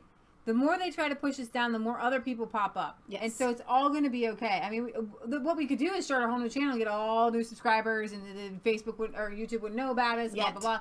But you'd have to have another name that like Resistance Chicks was flagged right off. That's I have another thing that I have out to YouTube that I'm trying to get solved, and that is the fact that a video that we covered last year that was totally in favor of the person posting the video, they had a copyright takedown on us. So we have a copyright strike on our channel, and it's supposed to be if you contest that copyright takedown of a video, because we were covering it under fair use, totally fine. If you contest that and they do not respond within 10 to 14 days, then the strike just falls off your account and the video gets put back up. It's a legal process. They have to like literally say, yes, I'm going to pursue this. This was my content. They stole it. I'm taking action here. And this person did not do that. And so I contacted YouTube and I said, hey, can we see what's going on here? Crickets. I have not gotten any response. YouTube is literally ignoring me. Is it YouTube or Facebook? YouTube. This is YouTube. Did I say Facebook? Because Facebook did it too. And Facebook did the exact same thing, but that was over another video. That was something else. So yeah, they have put all of their, you know that YouTube operates in the negative, right? Google funds YouTube now because of all the censorship. YouTube would be doing great with all the advertising that they would get from conservatives that pretty much run YouTube. But they are, like you said about Zuckerberg, shooting themselves in the foot just... So who is funding YouTube? Who is making sure that the right narrative gets put out? The globalists. This is Robert Mueller. This is Donald Trump Jr. Is he following Donald Trump Jr.? Do they even know they're together? People posting this on Facebook or on Twitter. Just random. Even Q posted it. Coincidence? Mueller and Donald Trump Jr. Okay, but would Mueller be that brazen? Like, I don't know. It's pretty crazy. Couldn't he have somebody follow Donald Trump Jr.? Twitter stock drops 20% after blocking conservatives and then reporting a declining active users. First it was Facebook, now it's Twitter. This is a self-inflicted wound. A recent study by the leftist website Vice, we told you, was censoring top pro lawmakers. Twitter is also censoring Paul Joseph Watson, the gateway pundits Jim Hoft. Listen, I can feel bad about myself, but the gateway pundit, I love them. Their traffic is down 93%. 93%. They were being shared all over the place. They were like number 4 out of like all conservative news during the election. And that's the thing that I have to be thankful for. Yeah, they have people who they got to feed their families. I hope that this viewer doesn't mind that I'm bringing this up, but somebody contacted me who I've had communications with on email and stuff about possibly somebody's trying to sell them a YouTube account that has 40,000 subscribers, pulls in like 8,000. They say it's a friend, and she wanted to know if this was a scam and what I thought. And I said, A, get a lawyer involved. B, if you think that it's a scam, it probably is a scam. But one thing that I wanted to tell her is even if it, and I did tell her this, I said, even if it's not a scam, okay, and it could be that it's not a scam, I would still get a lawyer involved and make sure that it's not a scam. But YouTube is no guarantee. So this person is selling the YouTube channel, going to sell it for like $40,000. Well, it makes $8,000 a month. Liar. With advertising. And I told her, I said, make the content. Exactly. She was going to have to make the content, and he was going to show her and walk her through. That's not what I'm trying to get at here. You're being poo-poo about it. That's not the point that I'm trying to make. Okay. The point that I'm trying to make is, let's say they do make $8,000 a month. They have advertisers in addition to, we're gonna stop giving me that look. Let's operate for my point that this is real. It doesn't matter. You cannot base your life's income on YouTube because anything can happen in an instant, because we know channels that were supporting themselves with $5,000, $6,000, $7,000, $8,000 a month. We know these people. We met them at the Red Pill Expo. They were making a living on YouTube, and all of a sudden it's gone in an instant, and they cannot make content anymore. They're having to get regular jobs because YouTube has stolen them out. And so I wouldn't do it on that premise alone, regardless of it being a scam, because there is nothing guaranteed on YouTube or Facebook or whatever. You are all at their discretion, and it's not like being an employee, right? Because so many people say, well, YouTube can do what they want, Facebook can do what they want, it's their whatever. But you're not their employee. There is some sort of contract there when you work for somebody and you are counting on that income. You know what I mean? Yeah, you could get fired, but there are a lot of things. We were just talking about this with a friend, that a company has to go through. You have to prove that you are firing that person for a really legitimate reason, because you're taking away someone's livelihood when you do that. We don't have that kind of contract with YouTube. YouTube has become the wild, wild west, and now they can just cut everybody's stream off. You It's can take literally the somebody's wild, wild complete west. income out from underneath of them, their livelihood, with like that. Speaking of income, you guys know that we believe the economy is just going to crash and that paper dollars are no good. However, whenever Donald Trump does something or something happens and it just messes with the heads of the globalists, that is when I bring it up. And under Trump, the gross domestic product has grown to 4.1% in the second quarter of 2018, compared to 2.8% in the second quarter of 2017. Meanwhile, CNN ran a headline in October 2016 claiming Donald Trump promises 4% growth, but economists say no way. How about that? So it's just a random thing. I'm throwing it out there, something because other people are talking about it. Here is the clip where Jim Jordan is. Yeah, you could be getting your shine on. You've just announced you sent a letter saying that you want to run for Speaker of the House. Yes. How'd you come to this decision? Well, think about it this way. In the last year and a half, under President Trump, regulations are down, taxes are down, the economy is up. We're going to get great numbers today. Unemployment's at its lowest in 20 years. Gorsuch is on the court. Kavanaugh is on deck. We're out of the crazy Iran deal. The embassies in Jerusalem and the hostages have come back from North Korea. An amazing year and a half. The remains are coming back today. Yeah, exactly. And I'm forgetting some other good things. So that's by anyone's definition, that's an amazing year and a half. But think about Congress. What has Congress done? We've certainly helped with the taxes, but all those other things that we told the American people we would accomplish, we haven't. Repeal Obamacare, reform welfare, build the border security wall, and fix our immigration system and control spending. We haven't done that. So I think this is real simple. I always say this. We make the job of being a member of Congress way too difficult. It's really basic. What did you tell the voters you were going to do? Let's do that. And we haven't done enough of that. We need to do more of that and help President Trump make America great again and do the things that we said. Well, yeah. I love that man. You know he's from Ohio, right? He represents Ohio. Yeah. All right. We can be proud of that. Just a couple more things I'm going to bring to you. I think I'm going to skip some things. But here's Trump here with the... being a veteran, this moment touched this person, our amazing president, and Alan Jones, 94 years old, World War II veteran, sharing the stage at the VFW, Missouri. And so let's just watch this moment.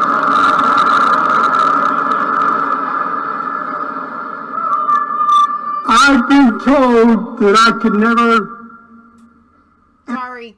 enter the Oval Office in Washington, D.C. I'm going to be 95 years of age, April 11th of next year. Hopefully that you will allow me to bring my family into the Oval Office to meet you.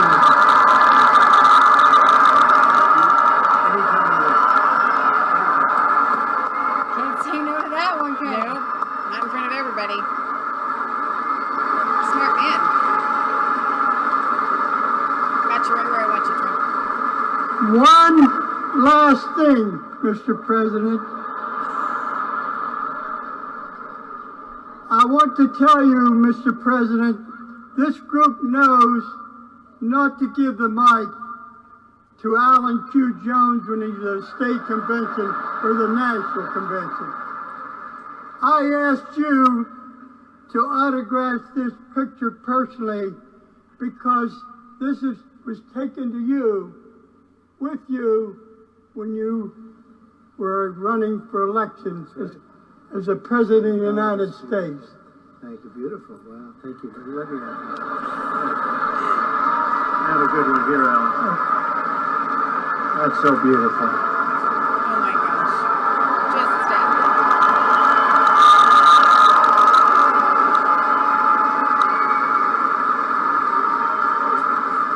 Well, this is the president that will have you in the Oval Office. So all of my people back there, they're working it out already, okay?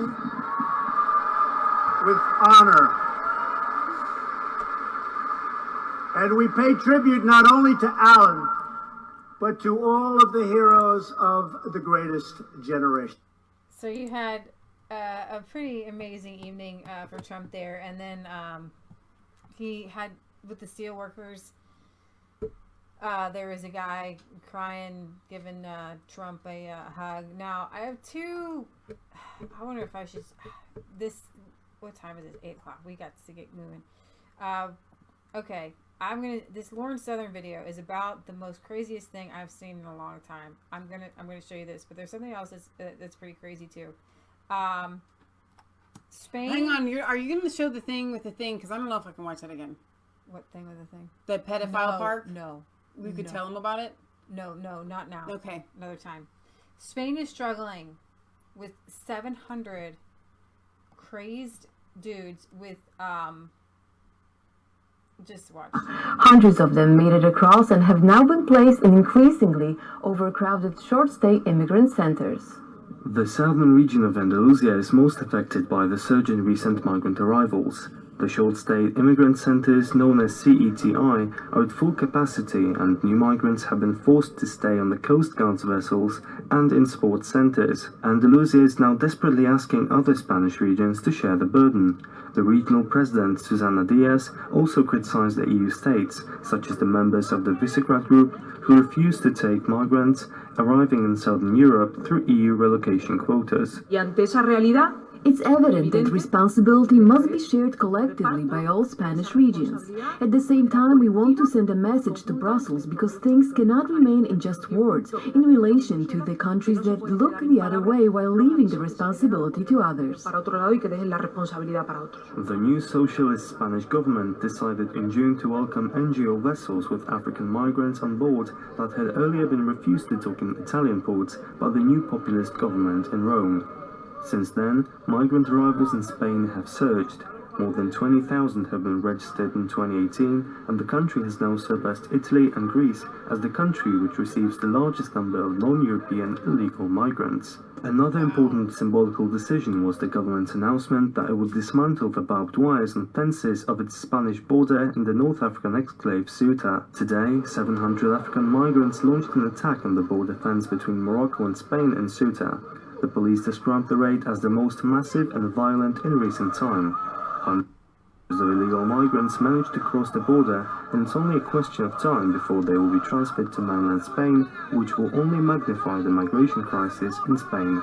The countries of Central Eastern Europe, and the Visegrad Group especially, argue that the situation in Southern Europe is unsustainable and that the EU must adopt an Australian migration policy, turning migrant boats back to where they came from. Until such measures are taken, the situation will only continue to worsen and increasingly strain relations within the EU.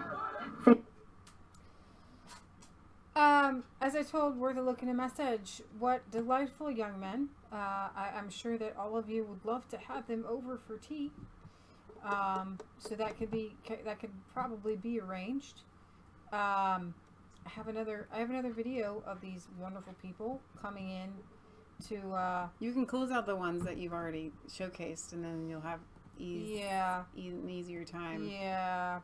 I'm sorry that I don't put the links up that I really should put up. You can. They're tweeted out if you're following on Twitter. A lot of them are. Then they're up there. All right, here we go. Spain welcomes its new arrivals after the country's socialist government decides borders aren't important. Paul Joseph Watson says, "Good luck." They were throwing feces and firebombs. 700.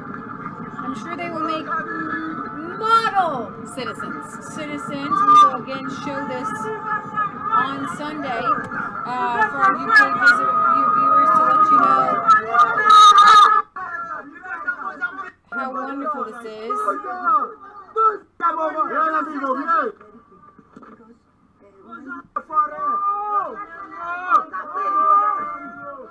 That's the I just made it into the country illegally. If someone comes into victory dance. your home by throwing feces at it and setting it on fire, do you give them a room and say, oh, so grateful you breached the lock on my door. Now we'll come in and I will feed you and I'll clothe you and I'll let you stay here indefinitely. As long as you got your foot in the door, then you officially belong and it is your place to be there. I believe that. So what's with the Lauren Southern video? Okay. Lauren is in Australia with Stefan Molyneux. And she went to a no-go zone area. In Australia. This is Australia, by the way. This is not the Middle East. This isn't even the UK. Now, I have no words. Australia is the place with the pedo park, too. Yeah. Guys, is from Campsie Police. Yep. I've been informed that you're intending to attending the Lakemba Mosque. Is that correct? I actually have no intentions of attending. I was just planning on walking through the streets and seeing how the culture was here. Yes? Yeah. Are you satisfied with that? Yep. So, where do you intend on walking to now? I was just going to walk out and check how the mosque was. Check where the mosque was? Yeah. Would I not be allowed to attend if I wanted to? I've got grave concerns that you may cause an imminent breach of the peace down there, so I'm asking you not to attend. Why would I cause a breach of the peace? Because it's highly religious down there.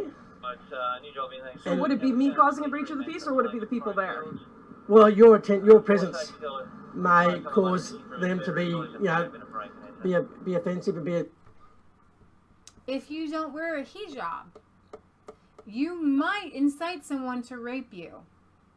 So you probably should wear the hijab because it will be your fault if they rape you. Right. So if you walk past a mosque, it's your fault because you're going to breach the peace.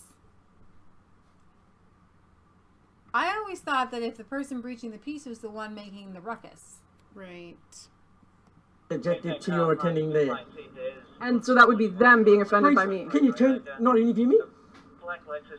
The local community walk around here without any fear. I walk around here without any fear. Right, but I'm a critic of Islam. Yes. So I can't be in this multicultural because my culture is allowed to have free speech and criticize Islam. I understand you have your own beliefs and you're allowed to have your own beliefs. I have no issue with that. I'm asking you not to attend down there because I have a fear that you may cause an imminent breach of the peace. You might. In doing so. So what he really believes is that all of a sudden, Lauren Southern is going to bring out like Tommy guns and start shooting everyone up. Am I allowed to walk through the area? I'm asking you not to go down the Howden Street.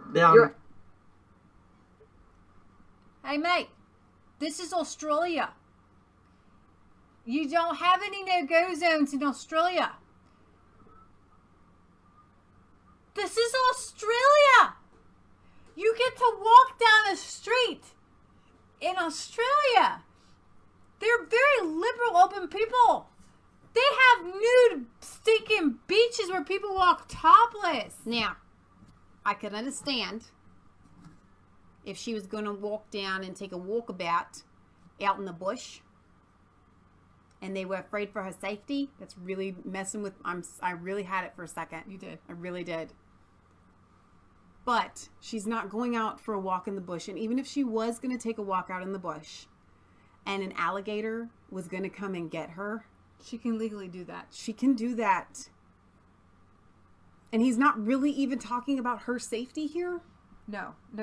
He said, you might commit an offense. You might commit an offense. Carry on. You're asking me, but do I have the legal right to walk down this area? At this point in time, no. I know you're walking away, but I would like to do some interviews. Would I be allowed to do interviews? No, you're not welcome in there. No, I'm not. No. Just to do interviews on the street. Am I allowed to? No. Why not? Because I'm asking you not to. Would I be allowed? Okay. No cameras, nothing. Would I be allowed to talk to people and criticize Islam? No. Why? Because I'm telling you, no, you're committing an offence. Why do you need to do it here? Because Why? this is a highly Islamic area. What questions do you intend asking? Could I not talk to people and criticize What Islam? question? Why do you want to? Why do you want to criticize Islam? Why would you want to criticize Islam? Dude, every day people walk around criticizing Christianity. Mm-hmm. It ain't no thing. Like, right. You go to public school and they criticize Christianity. True. The Like I government said, pays if you're you. inside, I have fear that you're going to cause a breach of the peace. No, you fear people will be offended by me. No, yeah. Yes, thank you. And you're committing a breach of the peace. I've given you that warning. And if you do that, you may be breaking the law. Do you understand that? Yep, I understand it. I perfectly understand. My blood boiled. I had to calm myself down. Wow. And it would be easy for me just to ignore this. Because that would be easier on my brain. Right? To pretend like this just didn't happen. But it happened. And it happened in Australia. I'm going to play this again on Sunday. I need y'all to know what's going down in Down Under. Can we tell them about the Pedo Park on Sunday? I can't show that. They didn't say show it. I don't know. Let's go to the mail call. I'm done. Okay. I am so done. Let's start with, this didn't actually come with, so we opened the stuff before we show it to you guys, because you never know what's coming. And we've experienced that live. However, this is from Dale from Philadelphia. Dale sent these shirts that are absolutely fantastic. It says roses are red, violets are blue. Number of genders is only 2. And then it has this beautiful Leave It to Beaver type couple on and there's 2 of these shirts. So thank you, Dale. We will wear those proudly. Thank you, Dale. I actually was a little bit concerned about this going into public. I don't know what kind of looks I'll get. You know, like, okay, so I've been visiting Grandma Marilyn in the hospital. So my mental picture was, if I wear this in the hospital, like, what if there's some nurses? So I don't know. I think I'm going to have to just choose the place that I wear it wisely. That being said, thank you, Dale. This is fantastic. I laughed out loud. It's a conversation starter. A weapon, almost, isn't it? A little bit. It's kind of a weapon. Raise your hand if you like these shirts.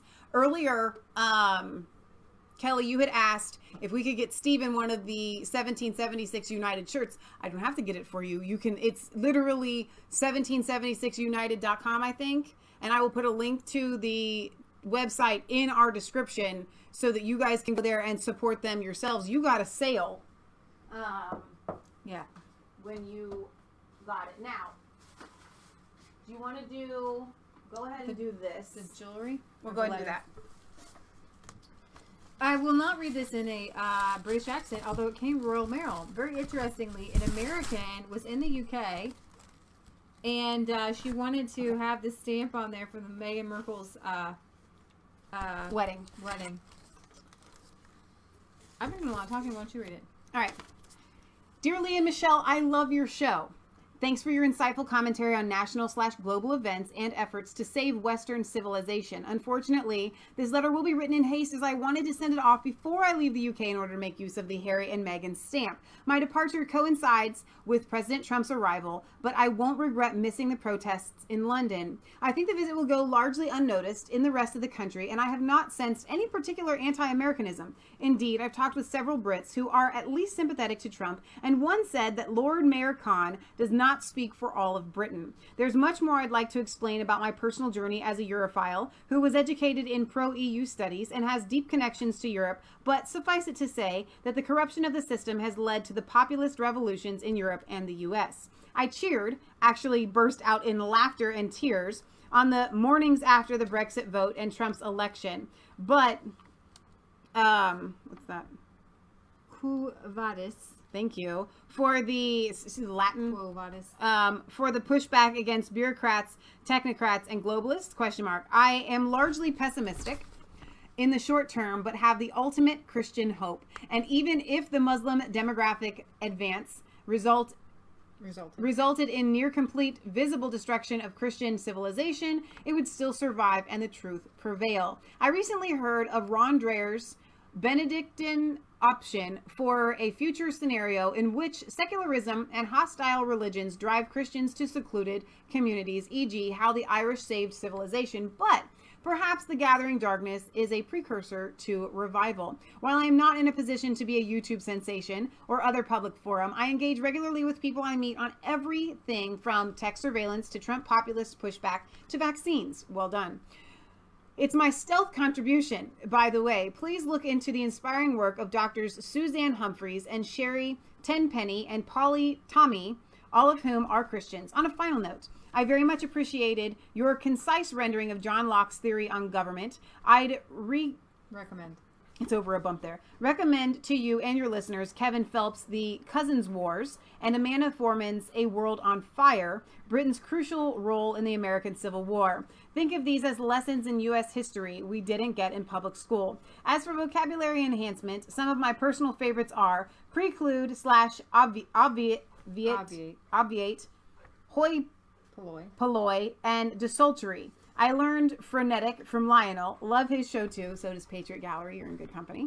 It all comes down to reading more expansively or picking lists of GRE prep words. Blessings to you both in your public work and personal journeys. Anonymous American in Europe. Incidentally, and that's the asterisk there. I was talking to random Brits in Krakow, Poland at the time of Tommy's arrest.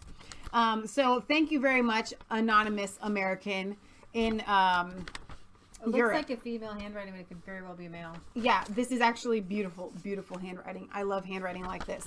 So thank you for that insight into That's a great letter. an American's view of Europe and the UK and what's going on there. I think is really important because as Americans just stuck here in old America, we don't really have an understanding of this way somebody can explain it through an American filter, which I thought was absolutely fantastic. So thank you for that. Then next, hello to all of you. I have missed everyone's birthdays, but consider this gift as a thank you for your time and music. My daughter, Krista, hand makes jewelry. She buys some rocks, but hunts out others in the Badlands of southern Alberta. She cuts big rocks into slabs and then grinds out the shapes she wants and then polishes the stones. I am so proud of her, my heart is bursting. Hold the black stones up to the light to capture their hidden beauty. Please pick out one that appeals to you. Your sister in Christ, about to be grandma in Christ, Janice. I try to never miss a show. Sparkle in Stone Artisan Jewelry, Krista Popow, Lacombe, Alberta, Canada. My cat, Mr. Bossy Pants, is jealous of you and once up on my lap when your chats are on. It's like a real family. Someone is usually unhappy.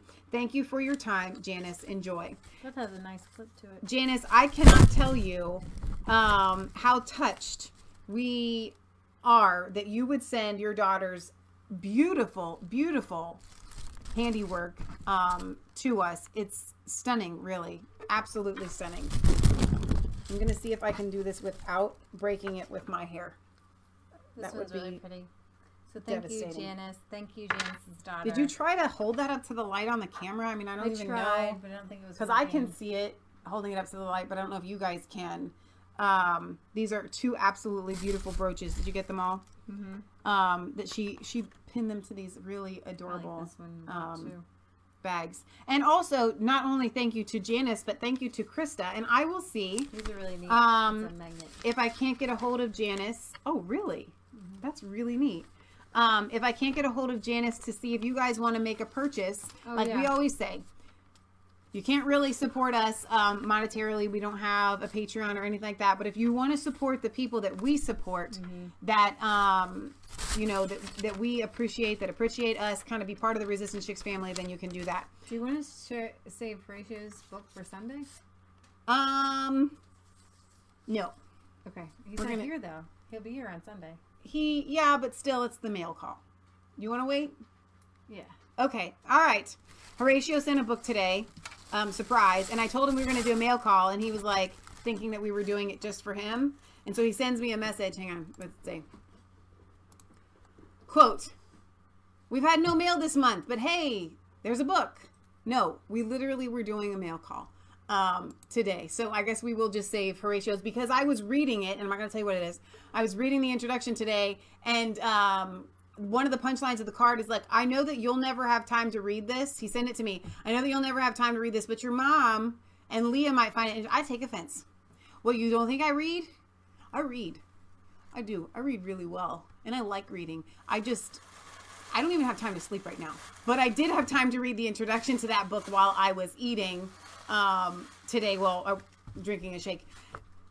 And it's awesome. I'm super excited. I'm actually going to read you guys an entire page out of that introduction that you will find fascinating. Tell you these came from Alberta, Canada? I always like to know. So here we are with the Canadians, It's so beautiful. It's really soft. I can't even tell you. Thank you so much. They're awesome. So I want to thank all of the moderators who were here today. It seems like everybody was here, but worth a look. Kelly, Britt Baza, Rosa Sharon, Gary, Maya, Donna Terry, Patriot Gallery.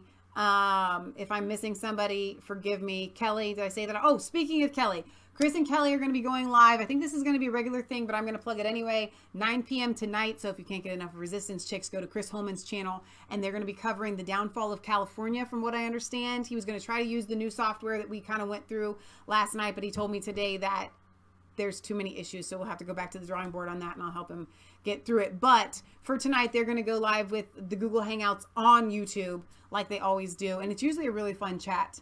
So I think you guys will enjoy that. So do that in less than an hour. It's 8:22 now. Come back, take a break, go get some food, whatever you got to do, is the intermission, and go to Chris Holman's channel.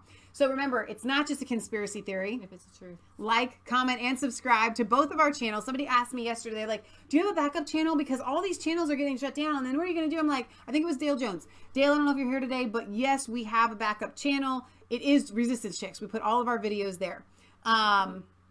So Maya just put a link to Chris Holman's channel. Go ahead and click on that, open it up into a new tab, and then just sit there anxiously and await. We will be back on Sunday at 1 p.m. Eastern Standard Time for our regular European and UK news, and we will do Horatio's mail call. Right? All right. We love you guys. God loves you. God bless. Thank you for being here, guys. Wonderful. Yeah. Because these are diehard fans. You are the Resistance. Because you have to actually come specifically when we ask you to at Fridays. Or on Fridays and on Thank Sundays. you for being here. So, yeah, real deal. All right. Good night, guys.